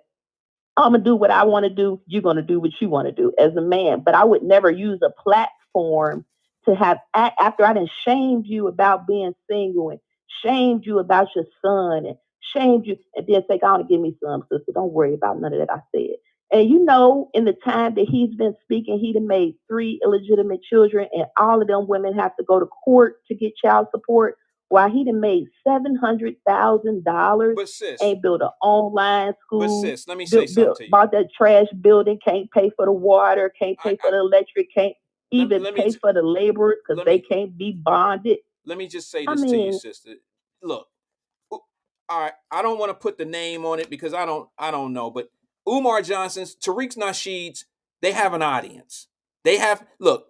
Is it fair to say that when you see, and I don't want to associate them with a cult, okay? It's not fair, but I'm gonna use a cult. What was the cult down in Waco, Texas? David, whatever his name was. Okay, look, people have followings, whether we believe it, agree with it, or not. We pick and choose who we want to consider a leader and who we want to follow. And some of the things that Dr. Umar Johnson has said, I don't agree with. A lot of it I don't agree with. The principles of it I agree with. But you still got to be that individual. If you got to practice what you preach to me for me to call yourself a leader. Okay, that's number one. So when you use people like Tariq Nasheed and they writing books talking about degrading black women and stuff, I'm gonna be honest with you, and I'm gonna use a word that probably most people wouldn't use in trying to describe people like that. But what they're trying to do, they're trying to be, they're trying to be, damn, I can't even find the word. They're trying to be, they try to hit on talking points that were well, popularized in the look, 70s by Pan Africans, you and got we in 2024. you got to So a lot of that understand. rhetoric is dead. Yes, I understand, sister, but we still got people like Al Sharpton that do the same shit. All right, and we call these Sheikh people, Anta Diop, one of the best and we call, African scholars, he and was married to a white woman. If okay, you look it up, most of the African centered scholars were married to white women. Most of them were. But my point, and even calling in on this, is black women ain't tripping on black men marrying out or dating out. yeah, y'all used to, The statistics show that black women and Asian men are the group that don't date out the most. They may date out, but for the most part, Asian men and black women they decide to stay with their race. The people who well, date out okay, the let's most let's let's are talk about Asian that. women and black men. Okay, and let's talk about that. Let's a quick one. The reason why I think Asian men tend to stay within their race is because they feel more comfortable with their women. That's my opinion. Most of them have some, and this is gonna sound kind of racist if you want to. It's not racist, but it's gonna sound a little prejudiced. Like I told y'all, I have some Asian friends, and they will now keep in mind Asian men have no problem, and this is not all Asian men. Okay, guys, get it straight. Don't put me in a box. Generally when they love blue-eyed blonde hair women and they'll pay for it. Okay, you understand? But they ain't gonna marry it unless it's something that's gonna make them put them in a. If she comes from a certain type of family, they will. They like to play. All right, those powerful Asian men, they like to play, but they have so many. They have so much of their own as a choice that they usually don't have to marry outside their race. And here's the other thing: their women are traditional. They're submissive and traditional women. You don't think so? So if you go look right now throughout the world is having a population decline. Wait a minute, wait a minute, wait a minute, wait a minute. Wait, okay, I get you. Every group of people, Hold on, hold listen to on, what I'm saying. hold on. Let me go Every back. Let group me of go back. people's Wait a minute. woman is We got to deciding to hold off wait on a minute. childbirth. Wait a minute, sister. We got to understand the reason why the two people that you described are more faithful to their race than most other people. Let me just say this to my sisters. Um, I don't mean to sound like a chauvinistic or an asshole or a bullshit ass dude or whatever, but You sure? no, I'm very positive. But one of the things I'll say about why sisters don't date outside, let me ask you something.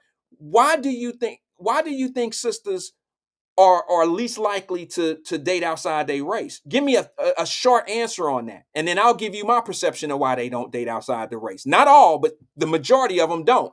But let me ask you: do you think it's because of the like that black women are more committed to the race than they are other people? I mean, than No. men. I don't think that has anything to do with What it. do Like you I was think it trying to is? tell you, right now, there is a big Asian influx into Africa by way of South Africa. And because with the one child rule in China, Sister, they don't have women. They don't have enough women to match the men. So it's a where lot of at? virgins Where at? there. You said where? In In China, when China. they had the one child rule, you Okay. couldn't have more than one child. Okay, let's So it's a let's group go specifically it's on a the black woman. it's a generation of Asian men from China who have never had sex with a woman. And because Asia is overpopulated now, they're moving into Africa and they're taking over the resources. Now you see a huge influx of Asian men making babies with African women. You see a huge influx of mixed race children in Africa, but it's a power move. And what I'm saying is, regardless as to love and attraction, politics and power is really what counts at the end of the day. When you look at Okay. Kanye West made money off of the backs of black women. My light skinned friend who looked like Michael Jackson. And then who he go after? He went after Kim Kardashian and Wait a Brian minute. Suretsky. Wait a minute. Even though it was his talent, his marketplace was black women. Same thing with Dr. Dre. Dr. Dre made $1 billion off of his clout from NWA. A bitch was a bitch. They did that. Yeah, And but who wait wound a up minute. getting Hold $100 on. million? His ex-white wife. Politically speaking, black men lose power when they marry out. Now, when you talk about these people you call them black women, because Jean Pierre is Haitian, she would not define herself as black unless it's for political or powerful Okay, reasons. you know She what? identifies as They don't Haitian. have to be. They don't have to be black. They don't. They can identify. Kamala Harris ain't Okay, black. okay, but here's the thing. It's perception, sis. They may not be in the bloodline of being black, but you know what they're saying? Okay, there Look, you go. There it's you the go. perception of being black, and that's enough to steal the vote. It's enough to be able to make black people feel like they got a black person as a representation. That's what I'm talking about. I don't care if she Haitian, if she from Africa, it doesn't matter. It's the perception that the public has is we have. You don't hear Joe Biden saying we don't have a black woman that's the secretary that's the not the speaker, but the media secretary. What Secretary, and even you don't her, hear him she don't saying know that. what a woman is. Well, what I'm saying Even to if, you, I mean, how you sitting on the Supreme Court I and you need to can't know this. define what the X, Y, and XX genders are? I got you. I need to hear this from you. When you broke down the two people who date outside the race the least, you said Asian men and black You women. can look it up. I'm not saying you're wrong because it makes sense to me. It makes sense to me because I look at Asian men have more of a choice of their own women who are traditional women. I know that's not going to That's sound not good. true, brother. Okay, That's not okay. But true. you trying to tell me that in Asia, that women in Asia aren't more family oriented when it comes down to traditional way of living? They even still have They're arranged. not. Wait a minute. Most of the college Hold on. degree Asians Let me in this just finish. country are women. Let me finish my point. They still have arranged marriages in Asia. Do we have arranged marriages in America? Is that a common thing? So when you hear me say I mean, traditional, I don't mean it as an insult, like black women aren't as traditional. I don't mean it like that, sis. I mean it in a way that maybe they haven't evolved all the way to what black women are today. You don't have as many Asian women that are as educated and take education like that's not true, brother. brother. Check your stats. Listen, I'm talking about in Asia. They're more. I'm talking about how they conduct themselves when it comes to family-oriented things. I'm talking about traditional ways. I'm talking about their traditional ways. Can we say that black women in America are living a traditional way? That you can't say that because we never brought our traditional way to this country.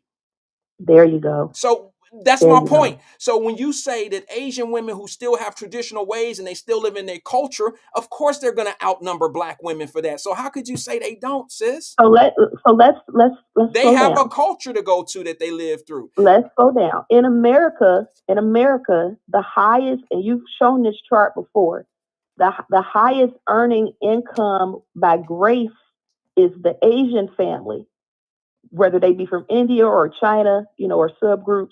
The highest earning because one, they're educated. That means both partners.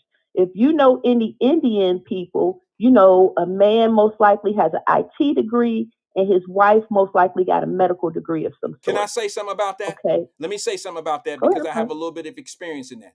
I live in a well diverse. There's more Asians and more Indians in my community.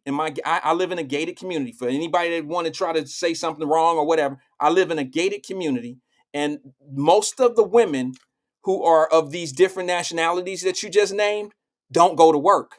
They stay home with the kids, and their husband go out and work. And what I mean by that is when you say that the husband and the wife in these Asian communities or these Indians and Asians and all that, when you say that that's how they move, I'm saying that I have that around me as we breathe in our air today. And a lot of those women take care of the home.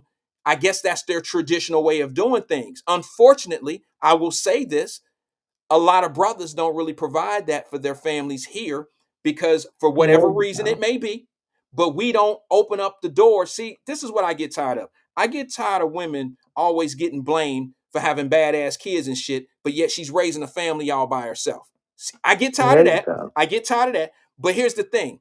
If we had brothers, if we valued the same things as some of these other families of their traditions, if we set traditional pathways on ourselves, maybe we could live the same way and still go by traditional way of living. Instead, we got sisters out here that's taking care of the family, going to work, working extra hours, and we got different people raising these kids. Now, I'm not going to get off the beaten path, nor am I going to surrender my circle of what my point is. My thing is, I feel me personally, my opinion is more Asian women have a traditional way of living because they haven't been their culture is still there. Unlike American black women, where they were not even born in a culture of that, it's never been first precedent to them because they. That's not true, Okay, brother. all right, well maybe not. Show me So where. so let me go ahead and say what I'm gonna say. Okay, go ahead. Black women have always been in the workforce. Black women have always had to work, but When you that does say not work, mean wait a we minute, wait a didn't minute. have a When you man with when you us say work, who wasn't wait a minute, also hold working on, or who sis. wasn't also a provider. When you say work, are we talking about in the workforce, like out in the workforce, or are we talking about she's always had a duty of some sort within the home? Because that's work too, I'm raising the talking about kids. outside of the home. Black Okay, women, well then that I can't American agree with that. I can't black I can't women agree with came that. over here as descendants of enslaved Africans. And so we have always been laborers, whether it was wet nurses, whether it was a maid, whether it was a picking cotton, whether it was That's whatever we did, we that's were we working. White started. women had the luxury to Wait a minute, say, hold on. I'm going to Let's leave my baby hold with on, you. hold on 1 second. In the 30s and the 40s, black women were not in the workforce because we were more family oriented. In the 30s and the 40s, black women ran the household. They stayed home. We were 84% more women were married in the 30s and the 40s. We were 84% family oriented back then. And that all So crashed in the what are you 60s. saying? Wait a minute. We're on that point. What are you saying is traditional then? If you're saying we came from here and we didn't have a tradition of marriage, but at the same time you point into a time frame where you think that we were married, We were. and are you saying we lost the marriage tradition? Sure. It's Okay, just say 70%. that. Yeah, well, that's the truth. I mean, how we get there, that's another conversation. But think about it, Marquetta. Why are sisters 70%? Why are most women, 70% of women are raising kids by themselves? Black women. Black And women. that Now, goes back to what I keep saying about men and no, our you can't brothers don't want to be listen. held You accountable. you Listen to this no, stat. no, no, sister. Every You year, can't always America blame the loses man. $80 billion Wait a minute, due to sister. black Hold on, hold on, male hold on, hold on. unemployment. Hold on, sister. Hold on. We got to get something straight. Because you're very smart, and I know you know what you're talking about, but we can sometimes get facts um distorted a little bit. You can't say because black women aren't married is because of the man. Because black What? women make the choice to they make a choice just like a man does. Like what man wants to marry a woman that may have three or four kids with two or three different men? She made a choice A to man? I'm sorry? A man? A Really? man? Okay, so A you gonna real speak man for gonna men, raise a sis? child Come on now. regardless who his daddy is. That's A that's real not man no is. no no. Don't And do that. then too, and I know you feel a little defensive about that, I but we don't. come I from don't have those. slaves. I don't. We was raising kids from our slave masters, and our men still loved us. It's Sis, not until that was a in the duty. last 40 years, since I said, like Eldridge Cleaver, That was a people duty. like Tariq Nasheed, people like Dr. Dre, and others began to poison the culture and begin to speak against women, begin to speak against children, begin to say you shouldn't have to pay child support, etc. And it poisoned your view of women. That's why you got so many brothers now with wigs and lipstick on. They don't even want women. They That want that to has be that has women nothing to do because with they how have that destroyed the image of women, black okay. women in particular. Okay. I But don't what I'm know. saying is, I don't know if I can use my mom as an example all the time. My mama was okay. 15. She was in love with that man. Okay. I'm his first child. I'm the first one he made. He walked away from her as soon as he found somebody with some money. How And do he you didn't turn okay, around to let raise me ask you something. he didn't turn around Now to now raise wait the a minute, other two hold that on, he sis. made Hold before he on, got sis. married. So I'm just saying it's not Hold on, all so sis. simple Hold on, as to sis. say it's the Hold on, woman's hold on, fault. sis. Hold on, sis. I'm not making it simple as saying it's the woman's fault. You making it simple to say it's the man's fault. But let me ask you a question. You said your mama was 15. My mother was 14, 15 when she had me. Okay, so we got that in common. See? Now, oh no, listen. So when you Those say, are kids. listen, hold on. You said that when your father left, when he left your mother for someone that had money. That's what you said, right? Yeah, that's what Okay. he did. Okay, so now let me ask you because this is something I don't know. I don't know. How do you know that? Did your mother tell you that or did he tell you that? I would say that's what I saw. Okay. So you Because he really don't still even wanted my know. mama. See, the right answer for me, I the right mean, wait a minute, hold on. At least you're he being still honest. loved her when I was Hold 11. He on, was sis. still You trying to get with her. hold on, sis. See, at Let's least not make this personal. Let me no, tie this no, in and I'm no, going to hang no, up. no, no, no. Okay. I just want to say this. It's not being personal. I just want to show you because I went through the same thing, sis, but I had to understand. Once I got a little older and I start understanding some things, the reason why I ask you who you got that information from of was it your mother or your dad is because I went through the same thing. But here's the thing. I just asked you that question because I wanted to know if your mom told you that, that could have not been true. If your dad told you that, it probably would have been a little bit more truth to it, but you didn't get that answer from either one. You're assuming because maybe you've seen some things I from mean, that.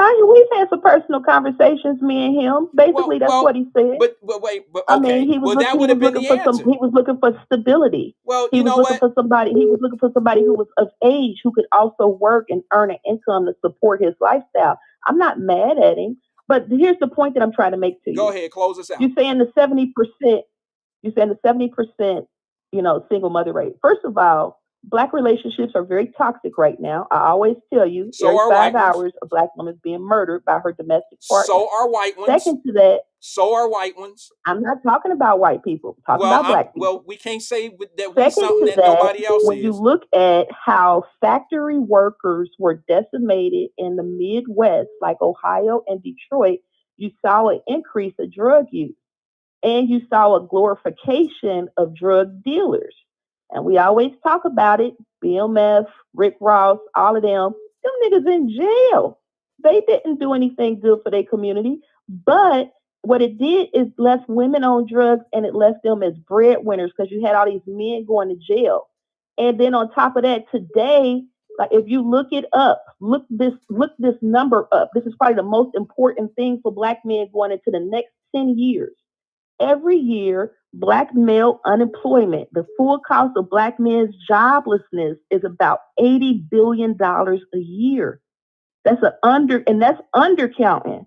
Black men's joblessness, the fact that they're not trying to provide. They don't want to provide for a woman.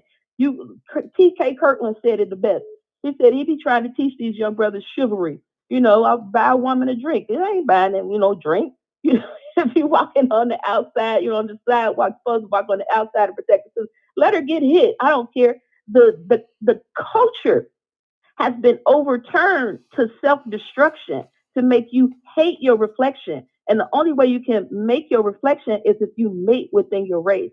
When you date outside your race, you're making somebody who might have a chance of making it because they don't look like you. And that's a lot of our people's thinking. But until Black males say, as a group, we are going to cross-train each other. We're going to pass down skills. We're going to build economy, not just show off like the fake Rick Ross is doing with his car shows and his houses. He don't teach people how he owns Wingstop and rallies and the cost of stock and all that. He don't talk about that. He just want to show you his Versace and his cars. We have to have Black men talking about investment. We have to have them talking about stock options.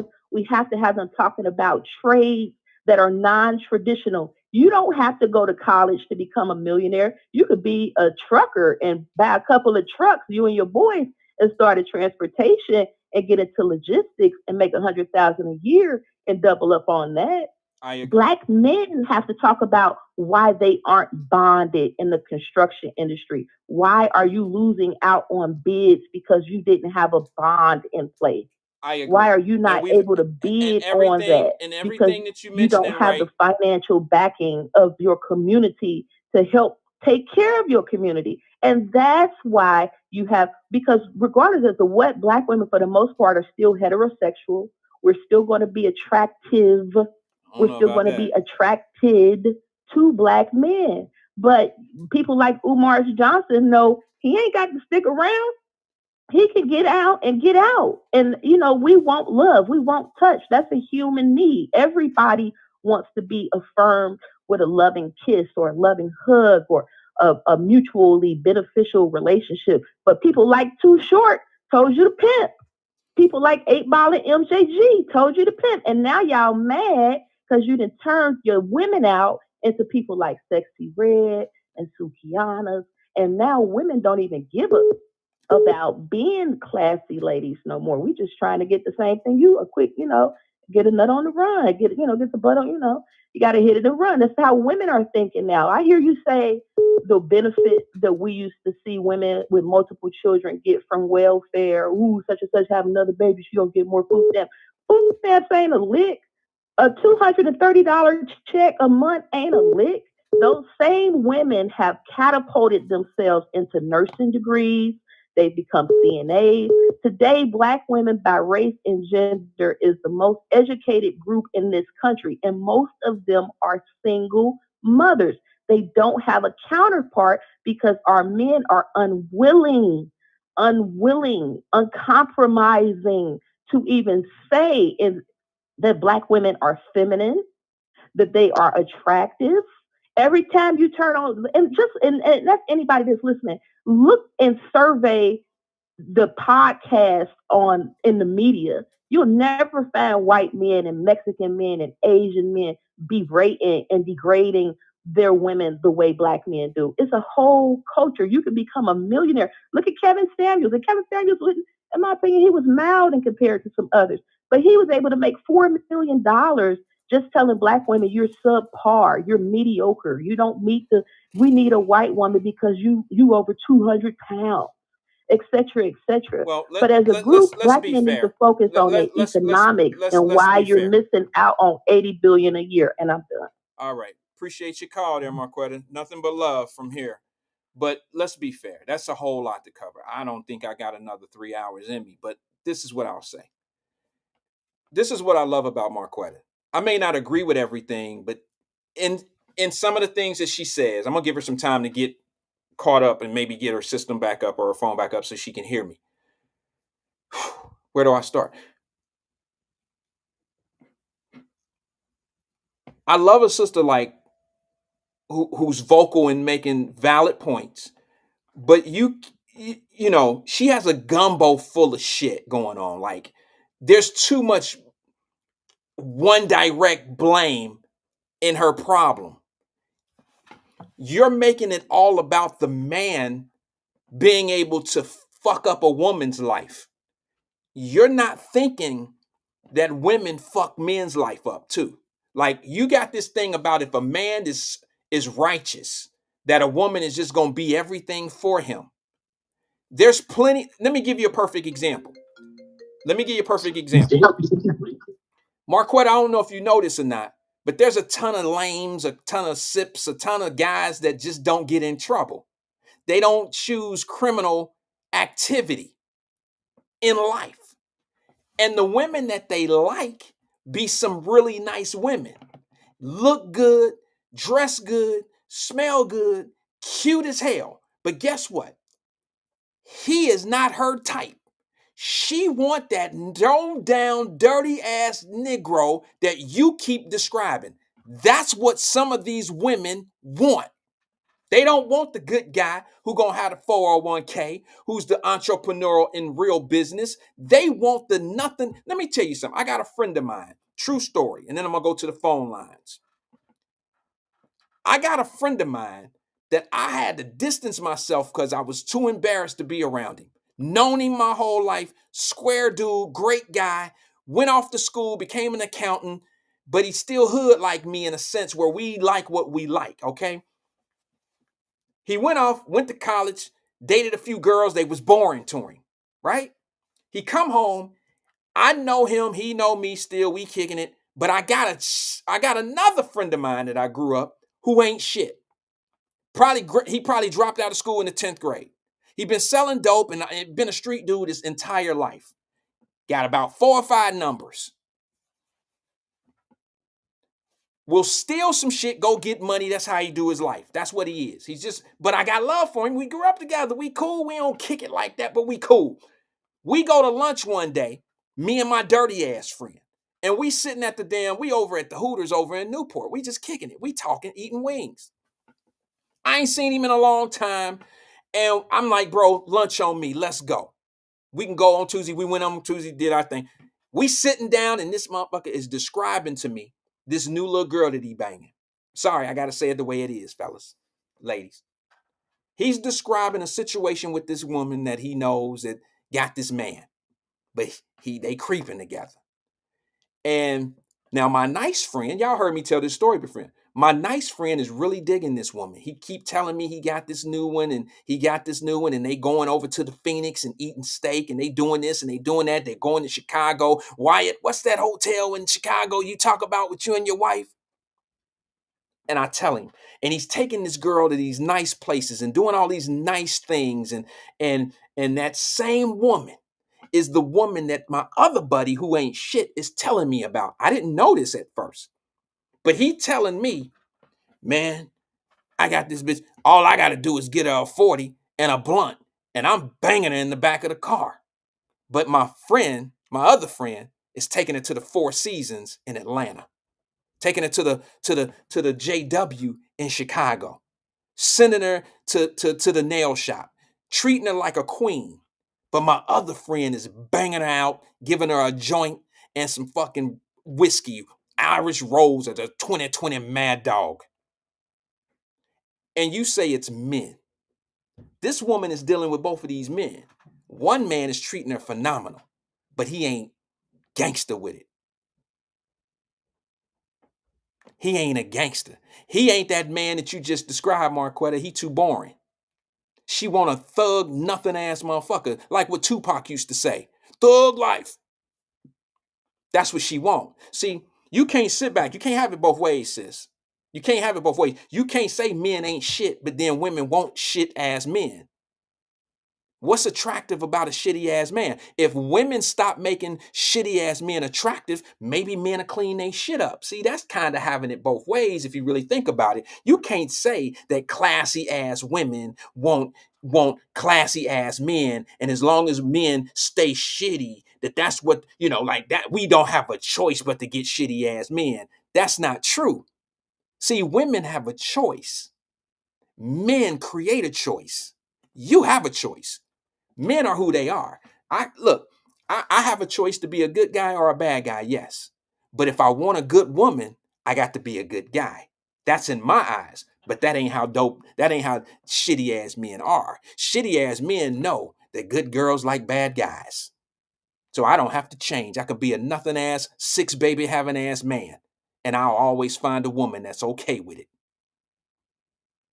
So let's not Marquette, I'm not suggesting that you're wrong in everything, but you can't just put blame on a group on men because we're not financially literate and we don't teach things. And everything that you mentioned, I've talked about here on the show. Like I've been that black man that's trying to push family oriented, married with family, kids, and I've pushed a lot of that here. I've talked about financial equities, and I've done all of that. But guess what? There's some women that don't want to hear that shit. There's people that like that's boring to them. If I talk like that, they even insult me for trying to be positive like that. Do you understand what I'm saying to you? There are some women that go to the club every night and can't wait to see who they gonna hit a lick on. I don't know too many women that's at the club stripping and shit because a man made them do it. They out there getting money because they know they have a tool. Now, when they learn to use their tool a different way, and here's the other thing I like to say about why men aren't as educated. Number one, I grew up in an era where guys, little boys, young men, found it prestigious to send their girlfriend to college, and we hustled. That was some slick, fly ass shit back in our day. Oh man, yeah, I had to drop Teresa off at the Cincinnati State up there with CTC. I had to drop her off. I'm about to go hit this crap game, get some money. You know what I'm saying? We didn't value education because our sisters didn't make us value education. That same sister didn't say, no, T, fuck that. Why don't you enroll in the University of Cincinnati with me? Why don't you come to Cincinnati State with me? No, because she was okay with him dropping her off at Cincinnati State and him going to a crap game or a dice game or go and hit this little quick ass lick. She was okay with that. So it's a double problem. You got a man that acts that way, and you have a woman that accepts it because she likes that lifestyle. So don't blame it on the man, because I'm gonna tell you something. If women who like those type of men didn't like those type of men, those type of men might not exist, because I don't know too many men other than some gays and all that old shit that'll tell you I can't make it without a woman. Most of us will do whatever we got to do to get a woman. And what I mean by that is, if she say straighten up, if black women told black men to straighten up, nah, I ain't having sex with you, I ain't doing this with you, I ain't doing that with you, you can't take me nowhere, you don't take care of your other kids, so I ain't even gonna take a risk of having a kid with you. If y'all said more shit like that, then maybe men would straighten up. Because I'm a firm believer that we're creatures by nature. So if the nature is I gotta be a dude that wear a suit, or I gotta clean, if I didn't gotta shave and clean my face, and I can be dirty and have dirt under my nails and just be slap dirty and not have to clean my ass every day, and I can still pull a woman, then damn it, I'm gonna wake up and be that way every day. But just like you can't go that way going to work, there's standards. When the standards are high, You adjust to the standards or you're just not there anymore. So if women up their standards, that's why you got a lot of single women, because they have higher standards. It don't shock me. It don't shock me that women running around here single. I don't say that you single because it's your fault. I understand this for sure. And y'all fellas, y'all gonna be mad at me. Y'all gonna be mad when I say this. But our sisters have higher standards than we do. See, we don't have a problem being with a woman that we know we ain't gonna be with. They got a bunch of responsibilities. She got 4 kids living in Winton Terrace. We ain't got no problem smashing and grabbing over there. Ain't got no problem. No. We gonna get as much fun as we can till this shit over. We gonna do it till the wheels fall off, right? That's our standard. Because we ain't looking to be married. We're not looking to be with that. That's just something to do. That's having fun, right? Women are a little bit different than that. Women are a little bit different. Yeah, you got a few women, if they can get some bill money or whatever, they'll deal with a dude. They got a bunch of kids and this and this and that. But she knows she ain't gonna be with him. But now, if that woman is not protecting herself, she's gonna become a statistic. She's gonna be another number right along with him. But if women up their standards, this is just my opinion, from what I've seen since I was a little boy. If you don't up your standards, you're not setting a precedent for where men need to be. If you okay with a dude that wake up on his mama's couch and he 35 or 40 years old, if you okay with that, then how you expect to really get a man that ain't living like that? Like, you come off as being okay, like you okay with a dude that's 40 years old living on his mama's couch or in his mama's attic? Come on now. You like, you think I get offended? I just said this on the show last week. Do you think a person like me, or brothers who got their shit together, or some of us who are on the path of getting our shit together, do you really think that we have a problem with a woman who says you're not working on something in your life? What are your goals? What are your aspirations? What do you want to be in life? You think a man that got his shit together has a problem with you asking that question? No, he don't. Because guess what? A real man will have an answer for those questions. But a dude that's 40 years old and he still don't know what he's doing in life, and you just having fun with him, it's just a matter of time before that becomes a problem. One way or the other, whether you like it, whether my fellas like it or not. Y'all know about 40 years old. If we ain't working on some shit, then we ain't gonna do shit.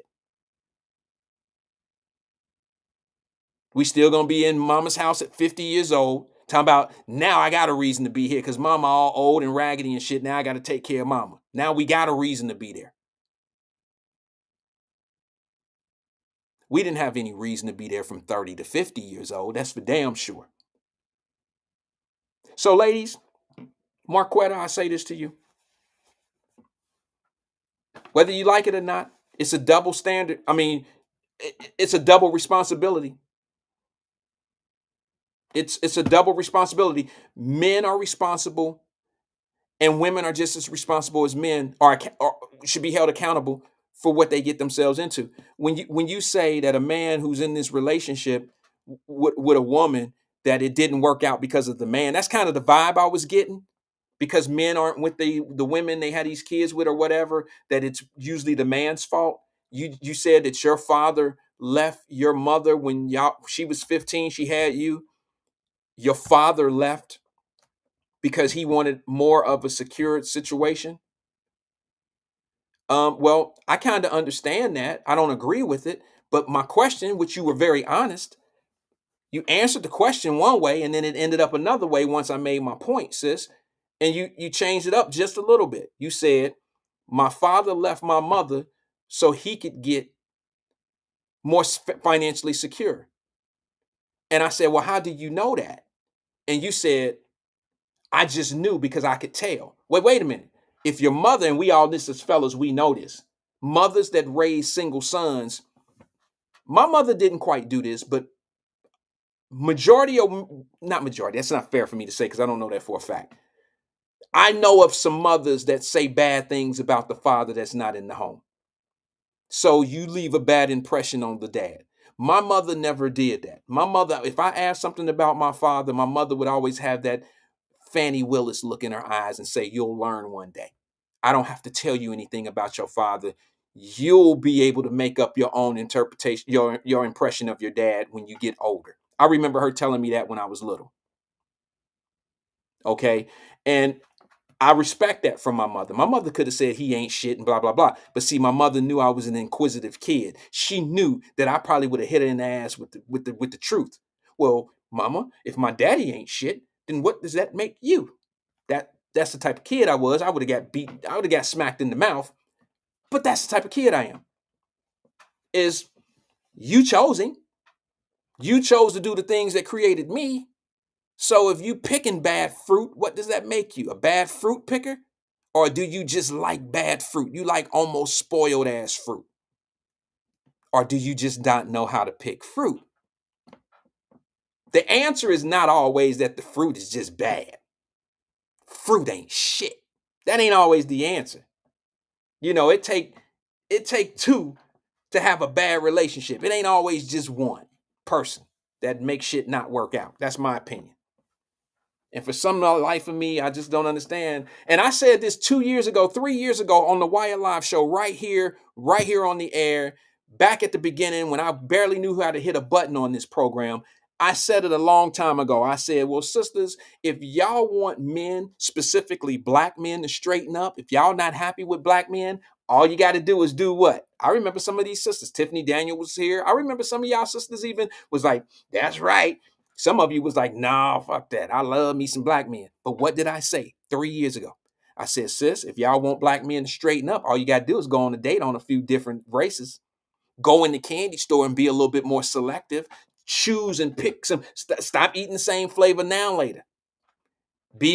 Go in the store and look around. Go out on a date with some. Be seen and see how these brothers act. See how they act. And I find it a little funny how most of these leaders in our community are prominent and doing well for themselves, whether it's black men or black women. I find it funny that they all have like either a white person or a black person as their spouse, and they seem to have their shit together when it comes down to family oriented shit. Most brothers, now I'm gonna say this, and it's not gonna connect with everybody, but there's some brothers that understand what I'm about to say, and there's some sisters that might not want to admit to this. Most black men that get with white women and end up having families with them take care of their families. Now you're gonna have some brothers that treat some white women just like they treat, black women or whatever women, Latino women. But to be honest with you, most biracial families that I see brothers that are working every day and hardworking individuals, and they end up with a white lady or a Latino lady or some German lady or whatever. These brothers are family oriented and they raise their families and they take their kids to football practice and they do that shit. That don't say all of them, but most of the guys that I see that have a different woman on their arm, unfortunately, for some of y'all who want to just say that this ain't true, I see them brothers taking care of their family. I see them showing up at the school functions. I see it.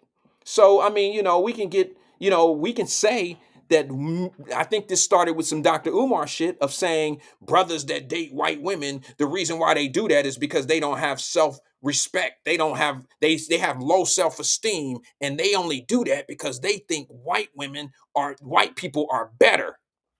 Let me say this to you. Most of them type of people who talk like that think white people are better than them. I'm just going to be honest with you. He has a different way of expressing it, so it sounds like he's actually criticizing. But what I've learned is most people who sit around and talk about white people all day think that white people sit around and talk about them like that all day. And they usually have, I told you, was that earlier today or was that today when I started the show when I said my coach did the same thing that my mother and them did back in the day, and that's always you got to be 10 times better than them. No, the fuck you don't. No, you don't. Just be the best whoever you are. If you be the best at what you do and be consistent and walk in a straight path and handle what you need to handle, whatever rewards and prizes and all the things in life that you're supposed to have, it'll come to you. But if you sitting back here and you've been brainwashed to believe that you got to be 10 times better than somebody, you're on a rocket ship to failure. Sorry. Condoleezza, what's the lady named, the Supreme Court Justice lady? Can't think of her name. I keep thinking Condoleezza Rice, but it's not her. But the lady that's the Supreme Court Justice that Biden put on. Let me ask you a question.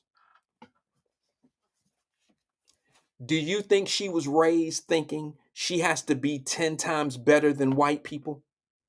And then she ended up going to law school, practicing law, becoming a municipal judge and a common pleas judge, and then became a federal judge. Ketanji Jackson, thank you, DC. Do you really think that she became all that successful under the impression that she has to be better than white people? And then, lo and behold, becomes a federal judge. Excuse me, she was a federal judge and then becomes a Supreme Court justice. Now, let me ask you something. In that path of success, at what point did she say, I'm going to marry somebody that I had to be 10 times better than? I don't know. That's a loose point. Some may have grabbed it. Some may have caught it out the sky. I don't know. But I don't think, in my personal opinion, I don't think she ever felt like she had to be better than those folks. And here's the other thing. Be mad at me if you want to. Say what you got to say about me. Truth of the matter is, most black people that concentrate on white people all day, they the ones that think white people better than us. They really do. Because I'm going to tell you a secret. White people don't sit at their dinner table. White people don't sit back and be very specific in who they talking about like we do. I don't think they care as much as you care about how they moving. That's why I say when people bring white people to arguments that we trying to fix, when you talk about the school system and you talk about this and you talk about that, then you want to incorporate other people into our arguments. When you talk about who's killing who and you don't want to make it a personal thing, you don't want to be about this, you'd rather say how many cops kill black people versus how many black people kill black people. When you break down arguments like that, you'll never solve the fucking problem. First, we got to stop killing each other before we can expect somebody to stop killing us.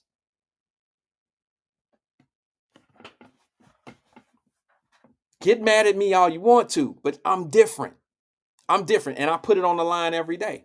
I strap it up every day. I strap my chin strap up, and I'm ready to go. But the truth of the matter is, these are the conversations a lot of people don't want to have. You don't want to have that critical conversation. You always want to make it about somebody else is the reason why we do what we do. But it's not the truth, because I'm going to tell you something. I grew up, we get two things in life. We get choices and chances. Your choices determine how your chances turn out. Bottom fucking line. I grew up in an era where we chose to sell dope. We didn't have to. Whether we was on the system or whatever, we had an opportunity to make a different choice. We chose what we chose.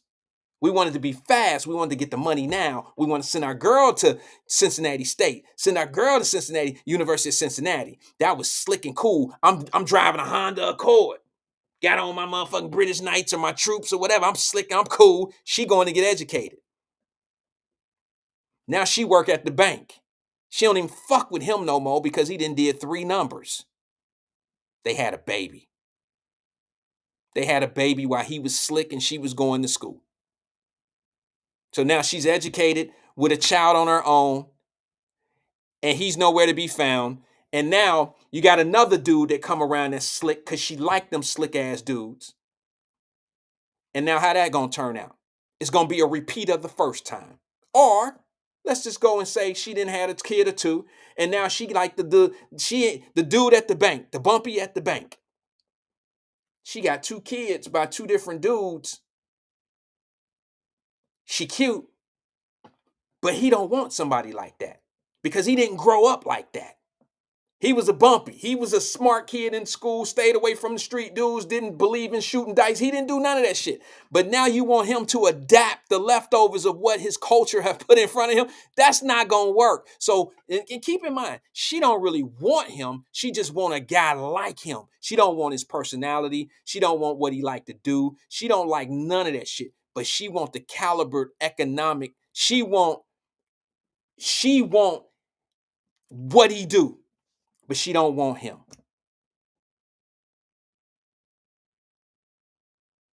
She don't want him because he ain't. Y'all got to understand. It hit home with me. It hit home with me because I've always been with the slick dudes. I've always been with the guys grinding on the streets. I've always hung with them dudes, but I didn't make all the same choices. And all the girls that I wanted the slick ass dudes. And I'm going to say this because it's a few of you that listen to the show. Sorry, let me take a sip like my sister Regina just told me to. And this is where you're going to hate me. But I think I've earned the right to say this. I'm glad you didn't see any interest in me. I'm glad. Because I see some of y'all today. Sorry. I mean, I ain't tripping, sis, but I see some of y'all today. Some of the same ones I had a crush on that wouldn't give me the time of day, and y'all always wanted pretty, slick-ass Ricky with the baby hair on the side, and he was cool, and all the women and all the little girls wanted him, and he didn't had 3 or 4 kids with y'all because you wanted him. You didn't want the bumpy. You didn't want the good guy. You didn't want the nice guy. You didn't want the guy that wanted to take you to the school dance. You didn't want the quiet dude. You wanted the dude that Marquetta says ain't shit. And when you choose ain't shit ass dudes, you get ain't shit ass results. So stop blaming men. Stop.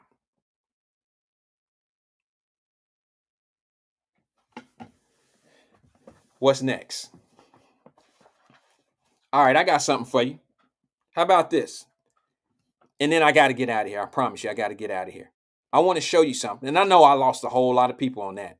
But if you're strong enough to stick around and live from my bullshit, I want to show y'all this story real fast because we talked about this 2 years ago.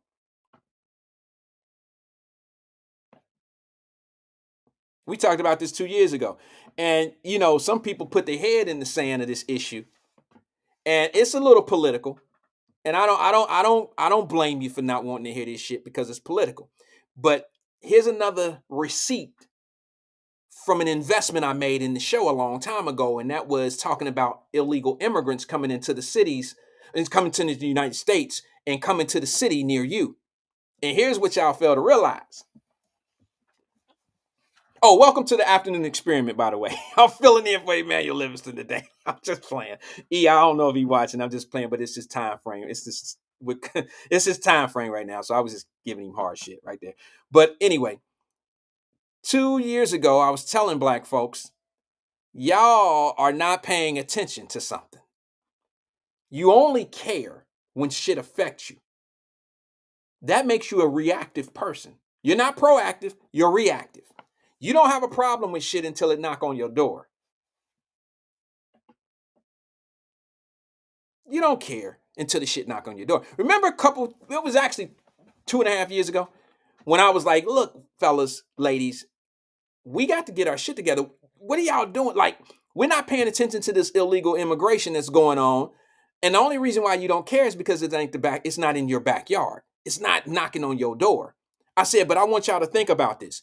You're sitting here calling Texans, the state of Texas, you're calling them white racist people because they don't want them Latinos, the Mexicans coming into the country as freely as they are. Oh, it was racism then. They were racist. And I said, come on now. You have to stop putting everything on racism. Because number one, you're not being affected by the same things that they're being affected by. And I said, how would you feel if all these people start coming into your city and using resources, city money, taxpayer dollars to raise those people and you not get anything out of it? Tearing down your property, your property value.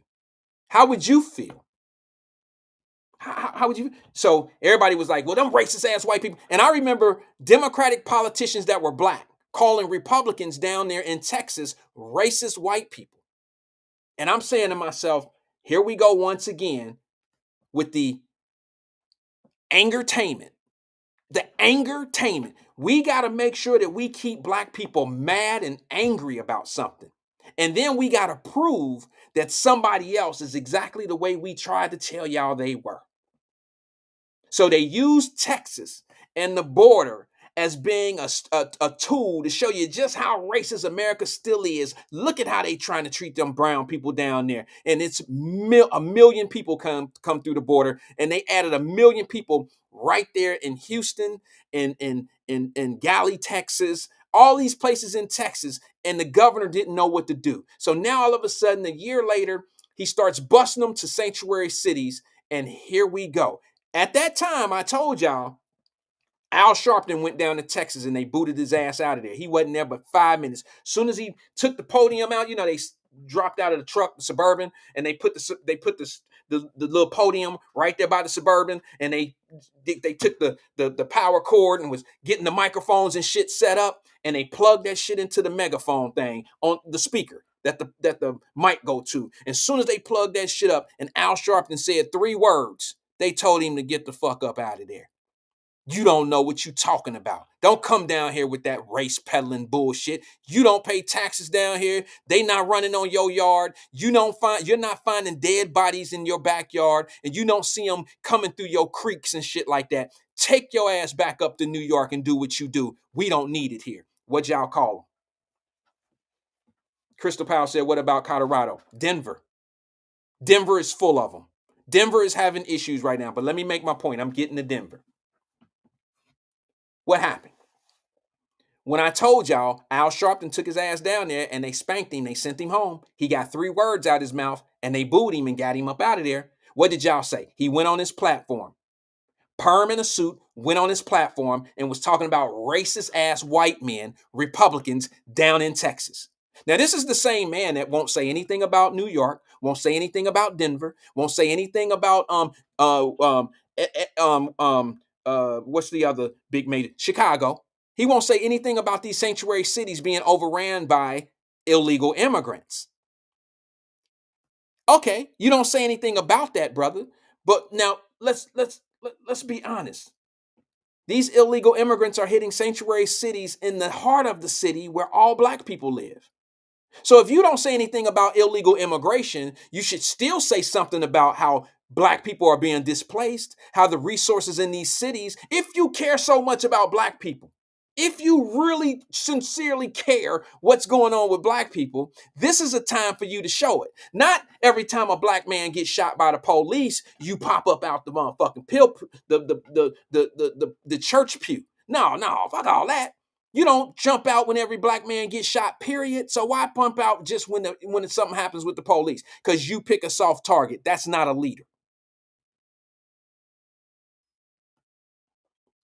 He ain't talking about the immigration crime in New York. He ain't talking about how black people resources. He ain't talking about the elderly. He ain't talking about nothing black, y'all. But he said something about Florida.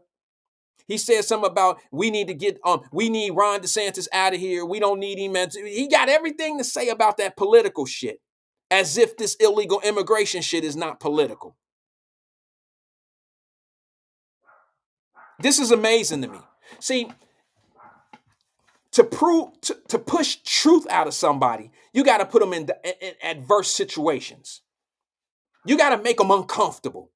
And if you're not uncomfortable as a leader, then you're not a leader.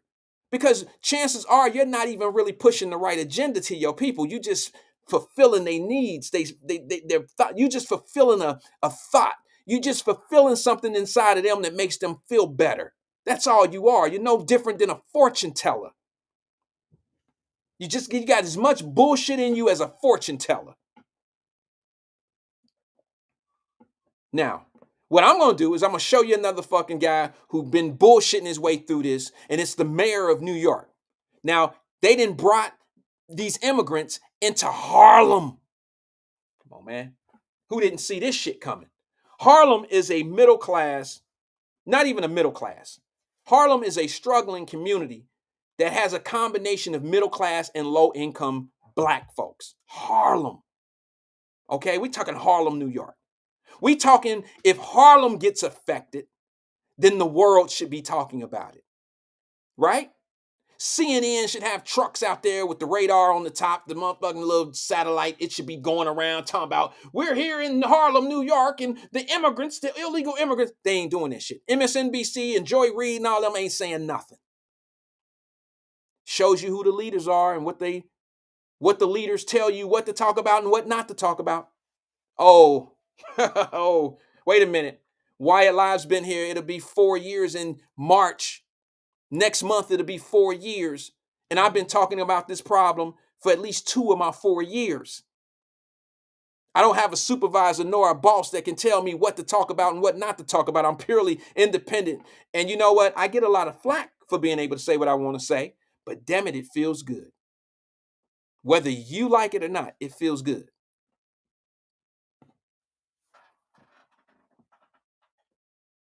So now I want to play this little small clip of video. I want to get it off my mind. You know, I won't be here Tuesday or Wednesday, so I want to get all this in while I can.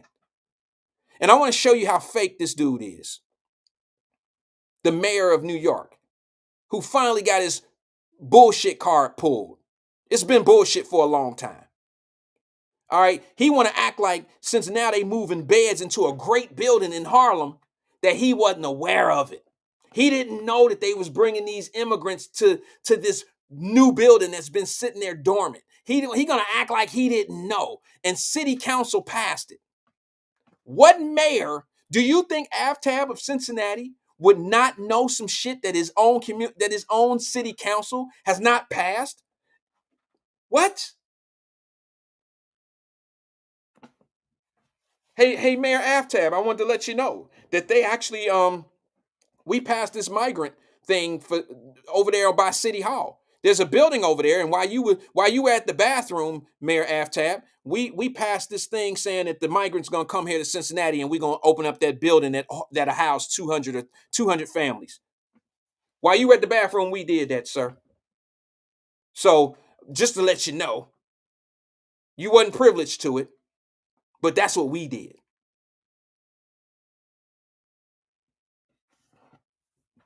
So what he's saying now, he showed up at a town hall meeting. The mayor showed up at a town hall meeting and he went in there and got his card pulled. And he's trying to say, I didn't know nothing about these immigrants. I didn't know that this building that's been sitting here, I didn't know this was going to happen. But wait a minute, you've already committed the money. You've already okayed it. Your city council passed it. And you're going to sit here in these black folks' face and you're going to lie to them and say you didn't know anything about it. They got bunk beds coming off of 18-wheeler trucks ready to go into this real nice building. Meanwhile, you got Harlem. You got community people from Harlem suffering in their own city. And you sitting back here coming up with hundreds of millions of dollars for illegal immigrants who will never, in a real world, pass a test of sanctuary, asylum. They're never going to be able to say that because you come in here for a better life, that does not qualify you for asylum. That does not qualify you. Look it up. But they spending hundreds of millions of dollars to people that are here illegally. Here's the catch. I'm okay with that. But don't do it if you ain't gonna do it for the people of Harlem. Don't do it for them if you ain't gonna do it for the people in New York or in Chicago or in Denver or in Boston. These are black folks that you overlooking. And here's the crazy thing. The same politicians that's signing those checks and allowing this shit to happen are the politicians that you vote for. And you don't even know their policies. You don't know their policies. Their policies allow them to do exactly what they're doing. Your anger might slow it down, but it's still moving. They still doing it. I'm going to show you this little video. It's a nice little slow clip. Then I got another one right after it because I want you to hear the people of Harlem. I want you to hear what they're saying. But listen to this. Watch this video right here first. Check it out. Harlem residents went looking for answers Thursday night about a once luxury building on Adam Clayton Powell Jr. Boulevard. The development has sat empty for the past decade until this week when neighbors noticed boxes of bunk beds being loaded in. We were trying to find out what was going on, and we weren't getting any answers to our question. They learned City Hall was planning to turn the building into temporary housing for asylum seekers. No, I don't agree with it turned into a sanctuary for asylum seekers. No, when we have people right here that need the space. While neighbors were gathering to share their concerns, Mayor Eric Adams dropped in to answer questions. You are the mayor. We do not want to hear excuses. But the mayor announced a change of course. I told the team, find out what's going on here. We're not moving folks into a brand new building when you have long-term needs into a community. That's not going to happen. Y'all, you know what that reminds me of? That reminds me of, remember Good Times, and they had the alderman in Chicago that used to come to the projects and he was full of shit? Y'all remember Good Times when alderman would come in and he was going to make the Evans move out their apartment unless they did something, lied for him and made him look good? This dude act just like one of them aldermen. He act just like one of them mayors that show up and say he didn't know what was going on, and then he turns hero. This is like a person who sets a building on fire with people inside of it, and then he run away, and when the fire starts to get big and the alarms start going off, he run in the building and save everybody, and then he turns into a hero. He's like an arsonist. This is arsonist behavior, and then you want to turn hero. You didn't set the building on fire. Now you're going to go in here and rescue people. Come on now. Come on, Barrett. Be for real. Now you're going to show up at these people's meeting when you know you knew this shit was going down. You didn't order the beds. You didn't signed off on the shit. Y'all have an agreement, luxury apartments for the immigrants. And now you're going to walk in there and say, hey, I told my team, this shit ain't going to go down. This is some alderman shit from Good Times. This is some Good Times shit right here, all day long. Mr. Hero, set the building on fire and then show up to save the kids. Check it out. The luxury building will instead be a shelter for long-term New York City families. You will not have migrants and asylum seekers in that property. Residents told me they're relieved for the change, but frustrated by the city's lack of transparency around opening a shelter in the first place. Many wish they had more input about the building's future.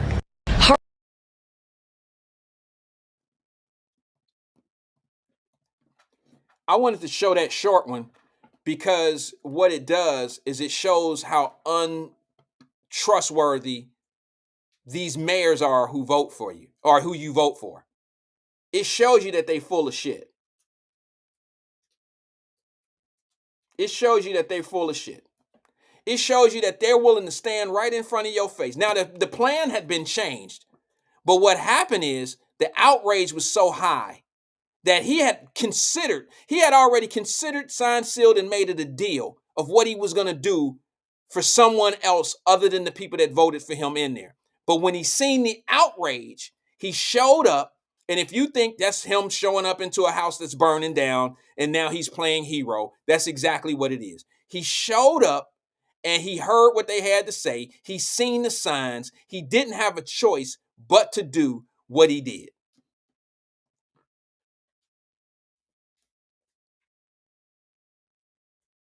He didn't have a choice but to do what he did. I don't think it worked. I think we're a lot smarter these days than politicians give us credit for. Some of us still slow to the beat. Some of us still get fooled by the same old shit and keep bringing the same old people in and really want to classify themselves as a Democrat or a Republican, when in fact, I'll say this and I'll go on the record right now. They ain't gonna like me for this one, mama, but I'm gonna say it. Black folks, you need to stop being Democrats. Black folks, you need to stop being Republicans. You need to be what this thing called independent is. And what it is you auction your vote. And what I mean by auctioning your vote is you got to put your priorities together and say, hey, whichever party is willing to do what we need done, that's who we voting for. But to just put all your jelly beans on one side and hope that they don't eat them all, That ain't gonna never happen. That's never gonna happen. I'm gonna put it to you in a different perspective. And I shouldn't say rich people. I shouldn't say rich people. But people that are well-to-do. I don't know too many of them that have their money in one spot. I don't know too many people who have one account who are well-to-do. They leave themselves in situations where, if something go wrong here, I have these other options. It's almost like having a 401k, an investment. If you have an investment account, what broker is going to put all your money in just one particular stock or one particular interest? They spread it around because when one doing good, the other one may be failing, it'll offset. If one doing real good and the other one happen to be doing real good, then you're good. So happens that one could be doing bad, the other one could be doing bad, but maybe not as bad, and you're not taking as much of a hit. But to be able to diversify is the key. So why can't you have diversity in your politics? I get a lot of flack for saying what I say, but white people don't have no problem with me saying what I say. The only people that get a problem with me want to call me a Trumpster, a MAGA, all the shit that you didn't call and want to call it derogatory. It comes from my own people, because all I'm trying to get my people to do is to be independent thinkers and auction your vote. Auctioning your vote means you're actually getting something for it. You're putting it on the auction block. The the party that can do the most for me, that's the way we need to go. But to simply just put all my shit in one bank or all my shit in one stock and hope it do well or hope it do what it's supposed to do, I can't go like that. That's how you go broke. And you know why, black folks, we have a problem? Certain black folks, people that fall for shit like this. The reason why we stay in the same lane and stay at the same speed all the time is because we got a lot of people that don't have no problem calling us names, even when we know we need to diversify our thinking. See, if you don't keep it simple, if you don't diversify your thinking, if you don't do that, then, you set yourself up to continue to get what you get. But if you diversify yourself, at least you stand a chance. You stand a chance of maybe recouping something that you may have lost. I know. That's the coon in me. That's the coon in me. A little bit of sense, a little common sense, a little diversity, a little bit of I ain't gonna be like my mama and them. You're gonna wait till it's too late. They already doing it. You're gonna wait till it's too late. You're gonna wait and remind me after this clip, remind me to show you something from the joint. Oh, Wyatt got jail pics. Better not be my brother Tyrone and them in them pics. I'm gonna show you something. After this clip, remind me to show you a clip from jail. Because it's almost too late. You got to understand, we're dwindling down in population to the United States of America. And if you really think that certain people who are coming here are doing certain things, if you really think they're going to vote in your best interest, you're crazy. You're crazy, because they're coming from true dictatorship. So I'll do that later. Check this clip out right here. It's going to show you a little bit more about what's going on in Harlem. And then you get an opportunity. I got a few more minutes. You got an opportunity to hear what the Harlem residents are saying. This is what I say to these black folks from Harlem. Stop being racist. You being racist like them white Republicans down in Texas. I'm being sarcastic. Because a year and a half ago, this was our leadership. Al Sharpton, Permanent Suit, all of them was talking about how racist. And y'all remember me saying this. How y'all gonna call them folks down there racist and they dealing with some different shit? They dealing with something that they don't want to be dealing with. Now you dealing with it and you saying the same things those white racist Republicans was saying down in Texas. And I don't hear anybody calling them racist white black people. So you watch this clip and you tell these people to stop being so damn racist.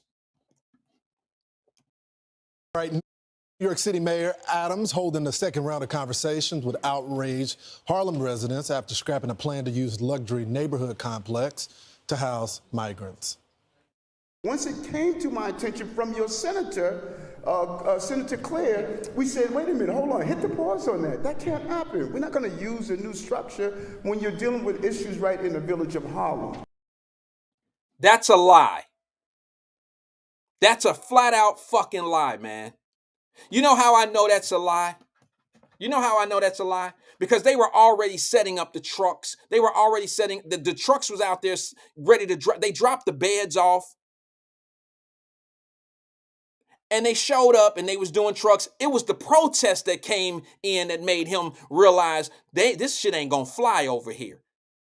Was it what part was it, sir? When you gonna stop being disrespectful to the community? You done already made those kids leave school to bring the migrants into your school. You've done that. Don't say you didn't know about that shit too. That was your call. Here we go again, politician blaming. When I seen your senator who said this was, the senator didn't make that call, bro. Shut the fuck up with that. That's your city. You know what's available. You know you have to sign off on shit like this. You can pass that shit off on these black folks if you want to, but I know better. Don't get mad at me because I'm exposing bullshit. Don't get mad at me because I'm showing you what other people won't show you.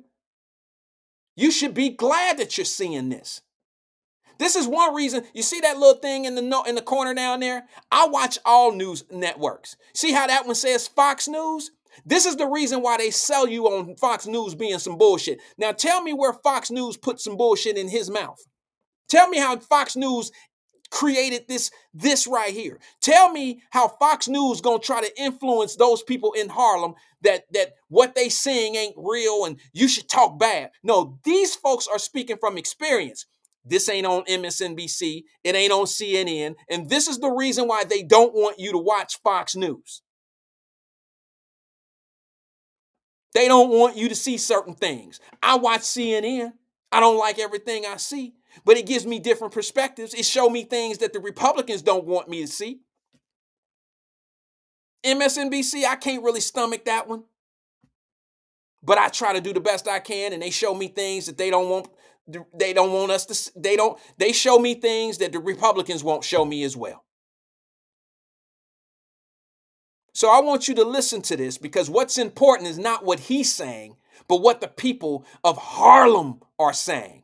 The people of Denver, Boston, Chicago, Houston. Listen to what he's saying. So let's be clear on that. Migrants and asylum seekers are not moving into that location. I stopped this. But outraged residents at that meeting, including our next guest, say they should have been told from the very beginning. Joining us now, Ruth McDaniels, Tiffany Fulton, Darrell Fulton, Leslie Johnson, and Gilda Dunn Gillum. Ladies and gentlemen, thanks so much for joining the program. I'll start with you, Tiffany. You said you couldn't believe that he's doing this during Black History Month. Well, when we say he, not necessarily the mayor, it's the city, DSS and DHS. You know, they're doing this. They snuck them in here in Harlem with no transparency. You know, we coming out and we see bunk beds being moved in. What's going on? And nobody was aware that this was happening. No one. I reached out to every elected official in the 70th Assembly District, and no one knew anything. Ruth, do you believe them, the elected officials, when they say they didn't know what was going on? No. This was a surprise to them. I don't believe that. So what's been the reaction from the people of Harlem? Well, of course they're upset. They're outraged. I mean, they've been overlooked for so long. How do you think you would feel if you have a brand new luxury building, as they're describing it, and people are living sometimes 2 and 3 generations in one apartment, and now you don't even want to give it to them? You want to bring outsiders in. Like, what does that look like? You got to take care of the residents that are already there, sufferings. We can't do that any further. Gilda, pretty much all of my friends that are in the city live in Harlem.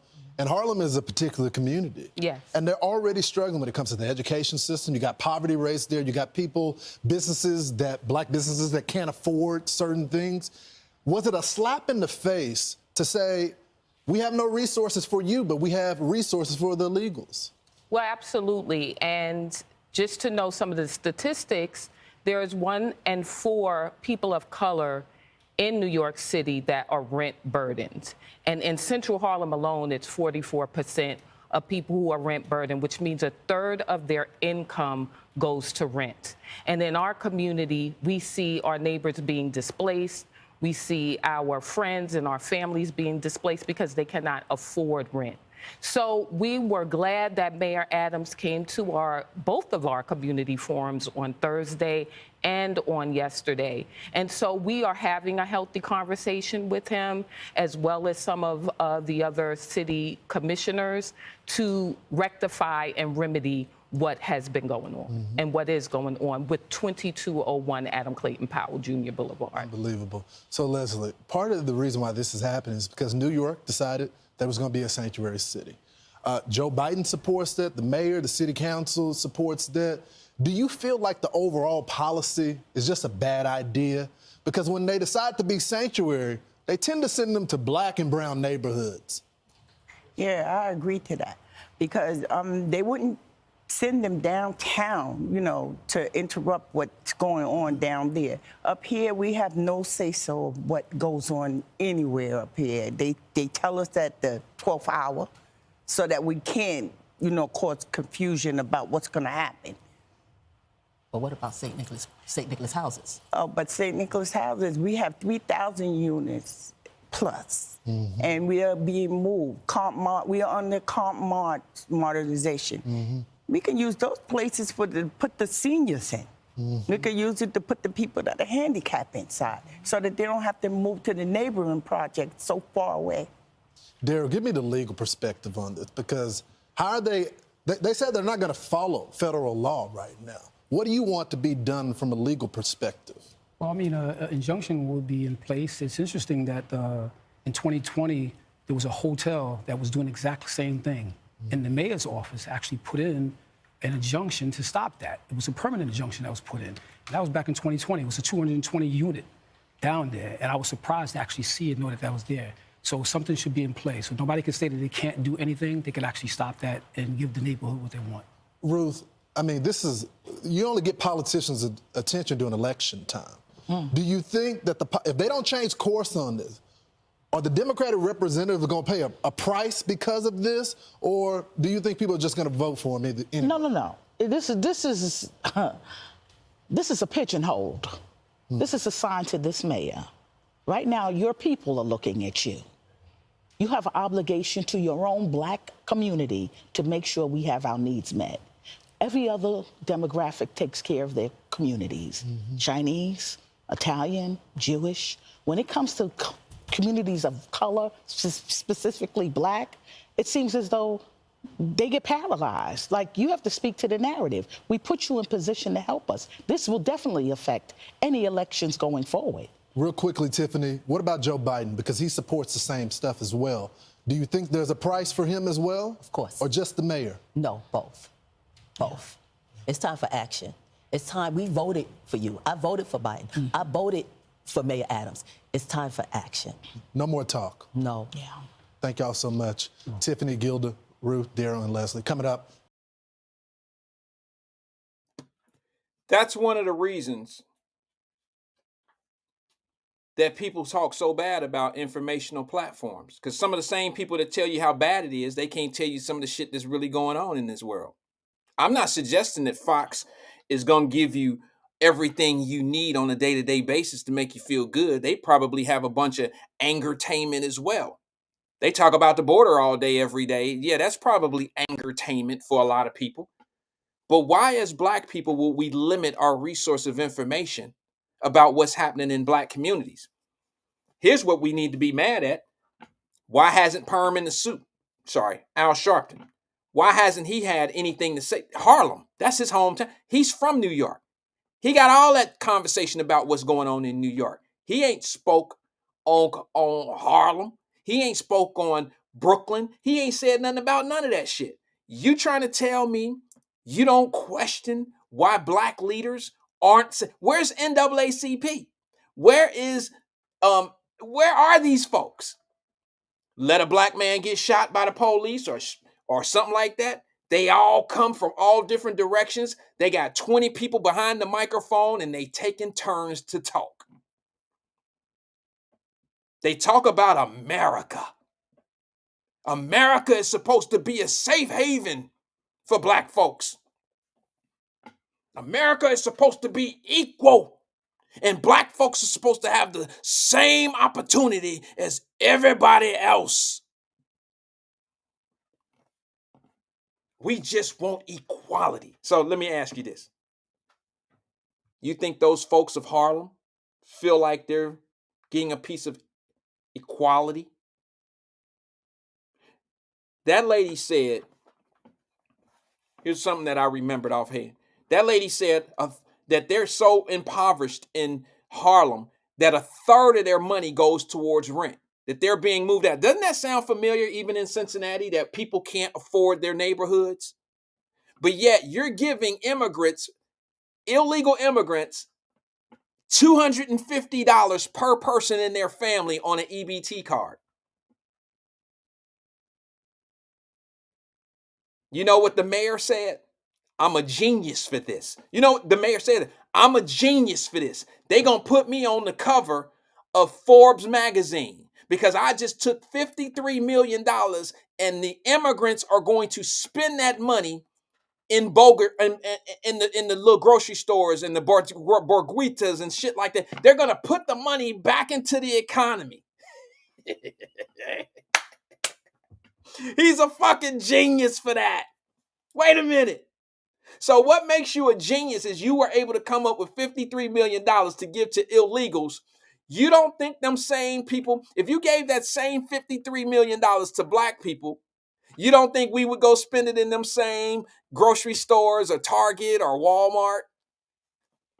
This fucking clown. He's a clown.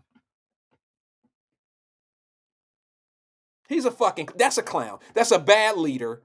He's a fucking clown. And what y'all starting to learn is these motherfuckers will say whatever they got to say to keep you on edge, to keep you voting for them, and they'll lie to your face just like the aldermen in Chicago. Just like those guys, they'll sit there and tell you, oh, we ain't doing that. Oh, hell no. Hell no, we ain't doing that. Your signature on it. Fuck you talking about.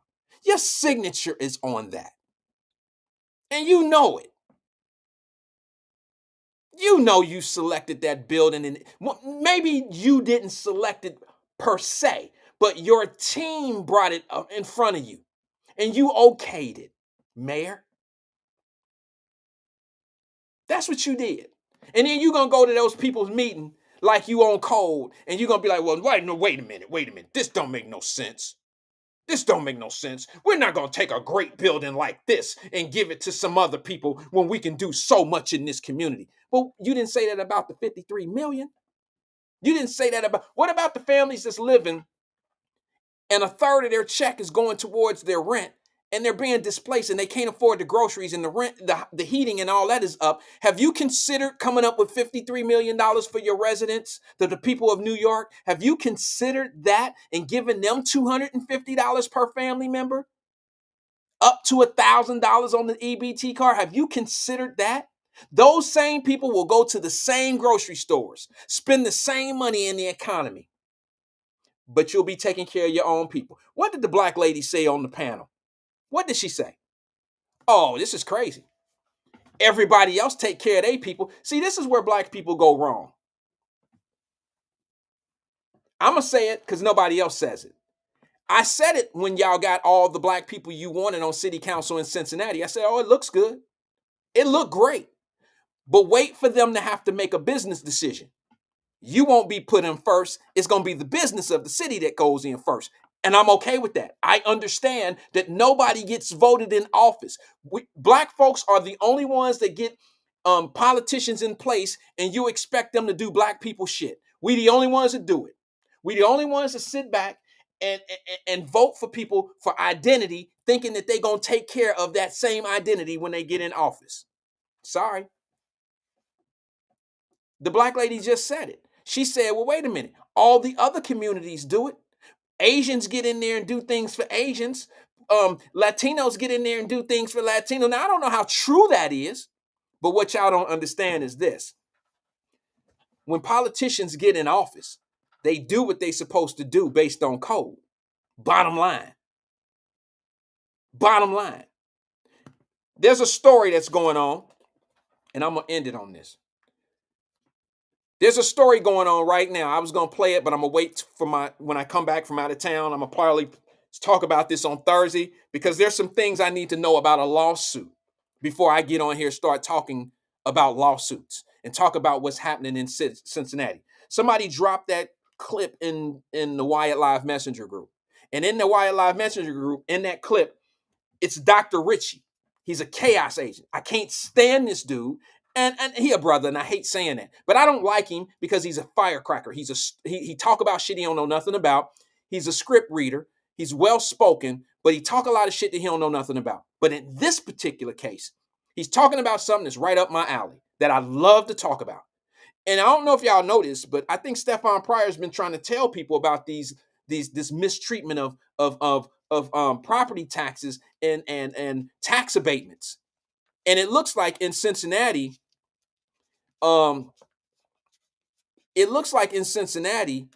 that there's a lawsuit that just got settled.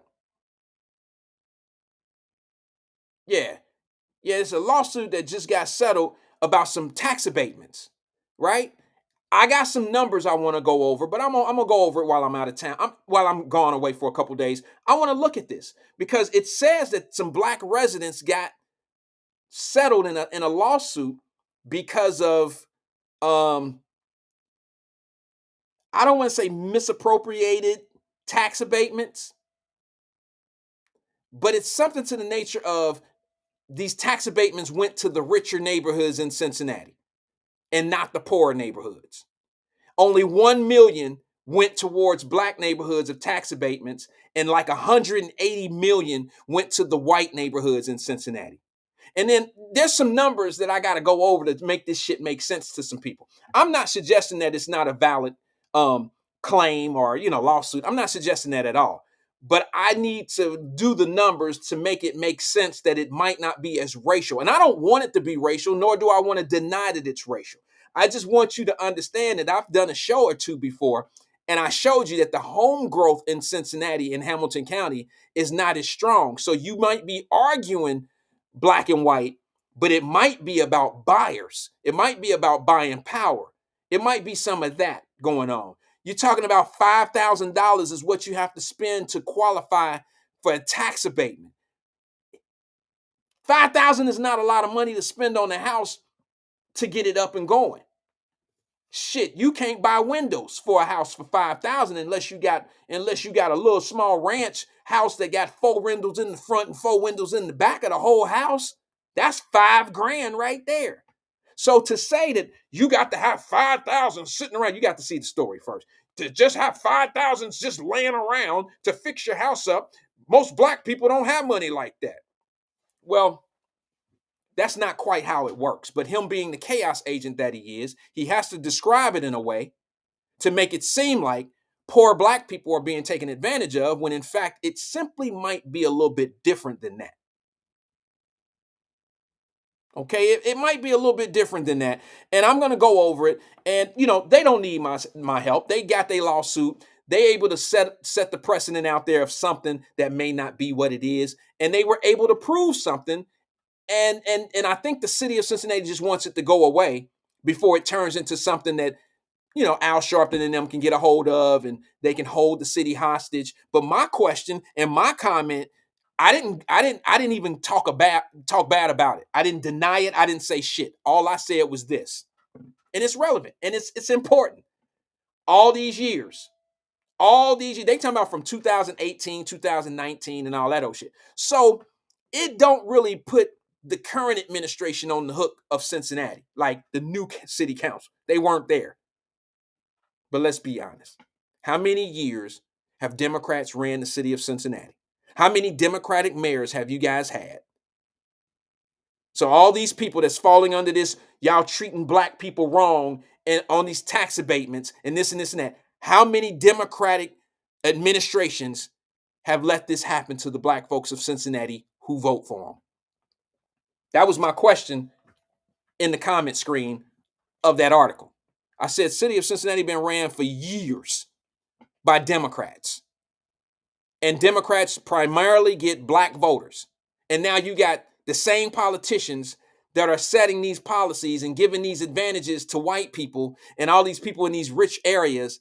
They basically said, hey, give me your vote so I can turn your vote into my power allowing other people to make money or be advantaged by tax dollars other than you. Explain to me what party does that to somebody that they love.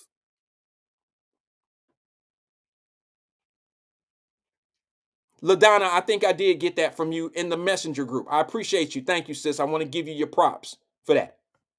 I don't really rock with the Dr. Richie dude. I don't care for him because he talked just like he didn't know nothing about the Fannie Willis thing, and he went in there on time frames of how that happened and she this and she that. He don't know what the fuck he talking about because he don't even know what the whole hearing is about. The hearing is not about their relationship, so say. The hearing is about the timing of the relationship. We can care less how they bumping and grinding. They want to know what the time frame is. When did it start? We don't even care when it ended. We just need to know when it started. And here he is talking about here she got this and this. He ain't said nothing about nothing that make any sense about the whole hearing that's happening right now. Nothing. He too busy trying to be pro-black and all off base on his points.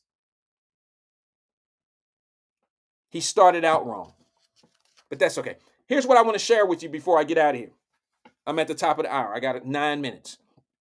Let's get this straight. Let's get this straight. For those that's been with us since this morning and all the way into this, thank you. I appreciate you being here. If it wasn't me you was listening to, you was going to be listening to E today, so I don't feel special. I don't feel special. E is not on.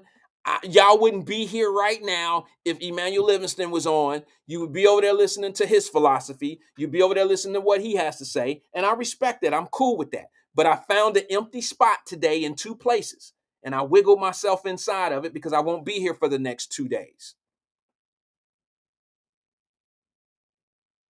So I just want to thank everybody that stuck around and listened to me for the day. Because I've been on. I feel like it's been forever. I've been on since 10 o'clock. And I want to thank everybody. But what I want to show you is this. Remember I said remind me about the jailhouse, jailhouse pick or whatever? I got a video that I want to share with everybody because everybody seems to think that folks are coming to this country and they all, like, Republicans think that these people are coming to this country. I used to say Mexicans, but it's so many other people coming from different countries. And everybody think that the Republicans are letting this happen, or excuse me, the Democrats are letting this happen for a voting base. Okay? That's the Republicans' argument. And I'm going to say this once again. That's ridiculous. It's not ridiculous thought. It's not a ridiculous thought. It's ridiculous if you think that's going to happen. Because let me tell you something. These guys coming in from these other countries are not going to side on the side of Black Americans because they don't respect Black Americans. A lot of them don't. A lot of them look at Black Americans as being lazy, uneducated, don't take advantage of what they have here in America, and they will step on your fucking back to get your position in life right here in America because they feel they can do what you're not doing, and if you're doing something, they feel they can do it better than you. I ain't here to spread no hate. I'm just being honest with you. I've seen it in Chicago meetings where Mexicans come in and say, you're lazy. You're lazy. Y'all see that clip in Wyatt Live Messenger group? That's a real shit. That's real shit. They were at the city council meeting and a guy came in and was like, he didn't speak English well, but he knew how to say, you're lazy. We getting your money. You're lazy. Didn't y'all see that clip in Wyatt Live? Maybe I'll play that on Thursday too. Here's what I want you to understand. I got a video from the joint. And if y'all think that these people are coming to this country and you really think that these people that's coming here got black people back, you're wrong. You couldn't be any further from the truth. You're delusional if you think that they coming in here and they're going to be voting in a way that's going to benefit your future. The only thing they're going to vote on that might be good for us is they're going to vote for the government to pay for school, and they're going to do things. They're going to be voting for things that we haven't been able to take advantage of. And if they put it on the table again, all these people from different countries, they'll vote on that type of stuff because they're going to want the fruits of the labor of America. That's what they're going to want. But if you think that these guys from Mexico fuck with us, you crazy. I got a video I'm going to show you real fast before I get out of here, and it's proof of what I'm telling you. Now, y'all know there's different groups in the joint. There's black people, white people, Asian people, Latino people, Mexican, all Greek, the white superior, what do they call them? The Nazis, the skinheads. There's people all over. Let me show you a little inside thing of what's going on in the joint right now. It's divided. And if you look at New York and look at the crime that's going on in New York, they sending Latinos, they sending these Mexicans to the joint now. Well, they facing charges. And eventually they're going to hit state penitentiaries.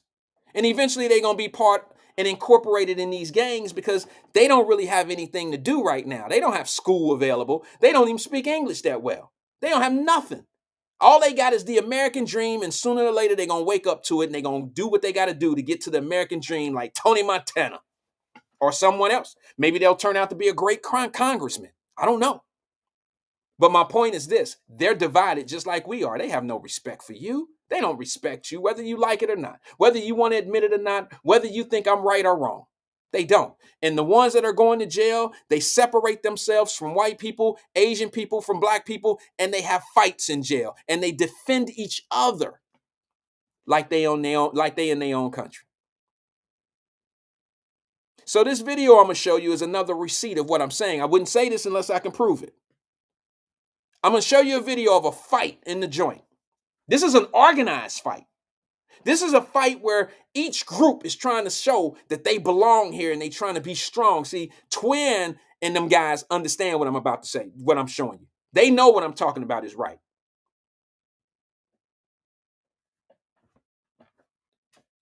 You got the Latino group, the Mexican groups and all that. You got all of that. And one thing I'm going to tell you right now, they're not fighting with us. They're not fighting with us. They got their own thing going on. They're not fighting with the bros.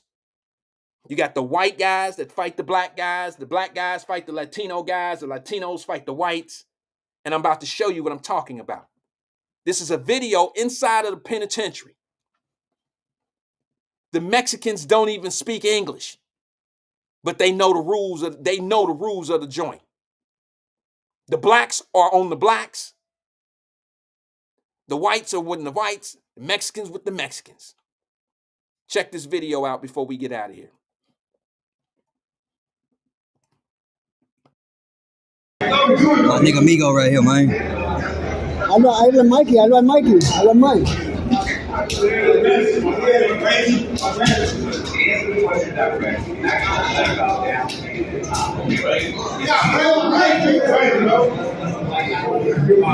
My nigga, big blast shit, nigga. Big Congo blast shit, nigga. Get him out the way. Get out the way real quick. Go. You get out the way. What the?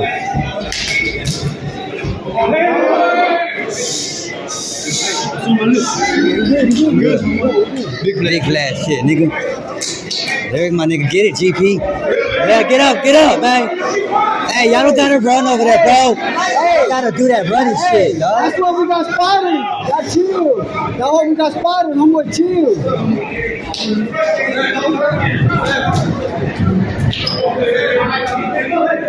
It's good, Nate.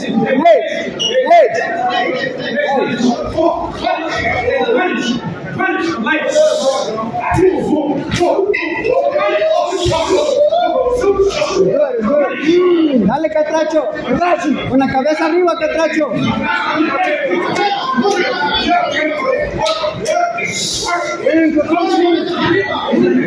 Good, good. Next.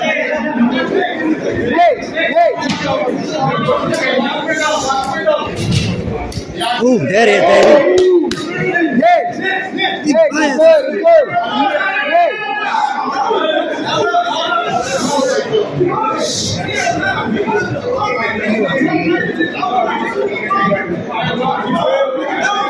However they want to do it, you ain't tripping. Good. Don't stop. Don't stop. Hey, don't stop.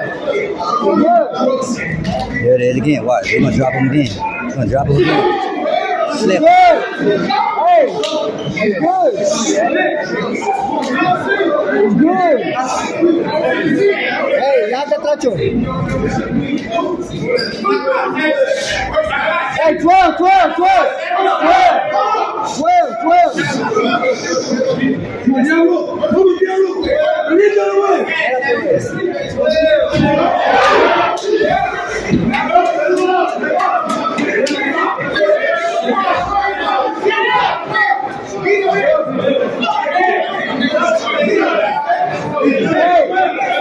What side is good? Go shake hands, homeboy. You're bad. Man, that's a hell of a fucking sleepover. Like, me and my partners, we had a little sleepover, my cousin Jazzy in them house, and nigga, we throw hands and all that, but it was never like that. Me, my brothers, me, Jazzy, Sean, Tico, Ronnie, you know what I mean, Daryl Fields, Mike Eubanks, we all, I mean, Birch, we all, you know, get together, have a sleepover or some shit when we was in the hood. We would never go that hard. That's a hell of a sleepover right there, bro, in that penitentiary. And what do you see? Races divided, separated. 7 pounds of pressure, baby. I'm telling y'all. 7 pounds of pressure. That's all it takes to take these lives away. You looking at these guys that's coming to this country that's finding themselves in the joint for committing crimes. Y'all gonna find the black folks is gonna sit back and be like, oh, that baby didn't know, you know, they circumstances and this and that. You don't even know if they came from a life of crime. My point is this, they have no problem taking a black man out no more than anybody else you've been arguing and screaming and fighting about. They in the joint doing it right now. They have separated themselves. The criminalistic individuals is separating themselves. It's no different when you seen those 5 Mexicans beating up those police officers in New York. The puzzling thing about that to me is you claim you're coming from a country that has oppressed you and put you in political domains and you can't do this, your freedoms and this and this and that. It's funny. You come here and fight our authority figures. I wonder if y'all were fighting y'all authority figures like that in your country. Do you fight and beat up the police in your country? Because even black folks know not to do no shit like what we just seen happen in New York. And these was 2 Latin-speaking police officers. They wasn't white cops. They wasn't black cops. They were Spanish-speaking police officers.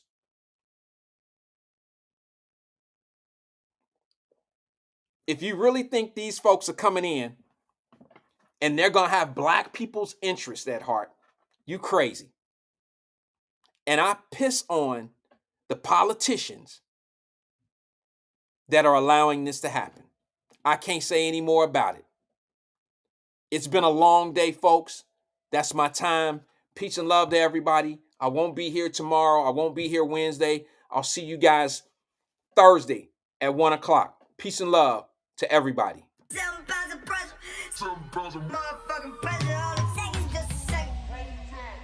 And everything about what's gonna take a kill, nigga. All you really need is 7 pounds of pressure. They gonna wanna talk about it. Motherfucking pressure. Watch out. All the dollars in the world in bank account, they're going out to the 7 pounds of pressure. Let's talk about motherfucking pressure then. Fuck pressure. Let's talk about it. I put a hole in the whole motherfucker and I ain't feel shit. I'm a beast, I'm a lion. Better pray I don't empty that clip. Niggas be out here lying, talking about they killers and shit. Little Mississippi murder might still be blood on my shirt. Same nigga I see off in the club, same nigga gon' be in the hearse. Might catch that pussy nigga outside, put his ass in the dirt. I done seen so many niggas die and some niggas deserve it. I keep that 45 on my left side, nigga, making me nervous. I got the 7 pounds of pressure, 7 pounds of motherfucking pressure. All it takes is just a second. Yeah, I got that 7 pounds of pressure, 7 pounds of pressure on the dresser. All it takes is just a second. Everything about what it's gon' take to kill a nigga. All you really need is 7 pounds of pressure. All the dollars in the world in bank account, there go out to the 7 pounds of pressure. Everything about what it's gon' take to kill a nigga. All you really need is 7 pounds of pressure. All the dollars in the world in bank account, there go out to the 7 pounds of pressure. Hot nigga with a cold soul, bitch, the realest it get. And I ain't running from shit. Remember I couldn't pay rent, so I run up in your shit instead of stay on my bitch. And I ain't gon' stay on my bitch. Rather hit me a lick. Now nigga get rich. There ain't no murder, ain't playing. About to fall out my niggas, about shit they saying. Ain't no heaven for no thug, nigga, ain't no use to me praying. But only God can judge me, nigga, what the fuck is you saying? Yeah, I got the 7 pounds of pressure. Yeah, I got the 7 pounds of pressure. 7 pounds of motherfucking pressure. All it takes is just a second. Everything about what it's gon' take to kill a nigga. All you really need is 7 pounds of pressure. All the dollars in the world in bank account, there gon' out to the 7 pounds of pressure. Everything about what it's gon' take to kill a nigga. All you really need is 7 pounds of pressure. All the dollars in the world in bank account, there gon' out to the 7 pounds of pressure. Tell me, if you came up from the mud, they label you as a thug, selling dope and shooting slugs, washing off a nigga blood, get killed up, be a killer. I'm cold-hearted and wicked. Is this the life that I'm living? Fall a victim to a culture, we sinning like we supposed to. Them demons keep getting closer, a product of your environment. Thuggin' ain't no retirement, knowing I'm living wrong. I'd rather be dead and gone. Now tell me everything about what it's gonna take to kill a nigga. All you really need is 7 pounds of pressure. All the dollars in the world in your bank account are never gonna matter to the 7 pounds of pressure. Everything about what it's gonna take to kill a nigga. All you really need is 7 pounds of pressure. All the dollars in the world in your bank account, there gon' out to the 7 pounds of pressure. Everything about what it's gonna take to kill a nigga. All you really need is 7 pounds of pressure.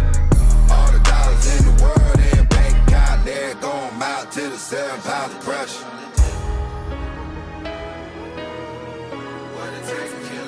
That's all the fucking tape. Get your ass on up out of here. You don't want to feel that pressure.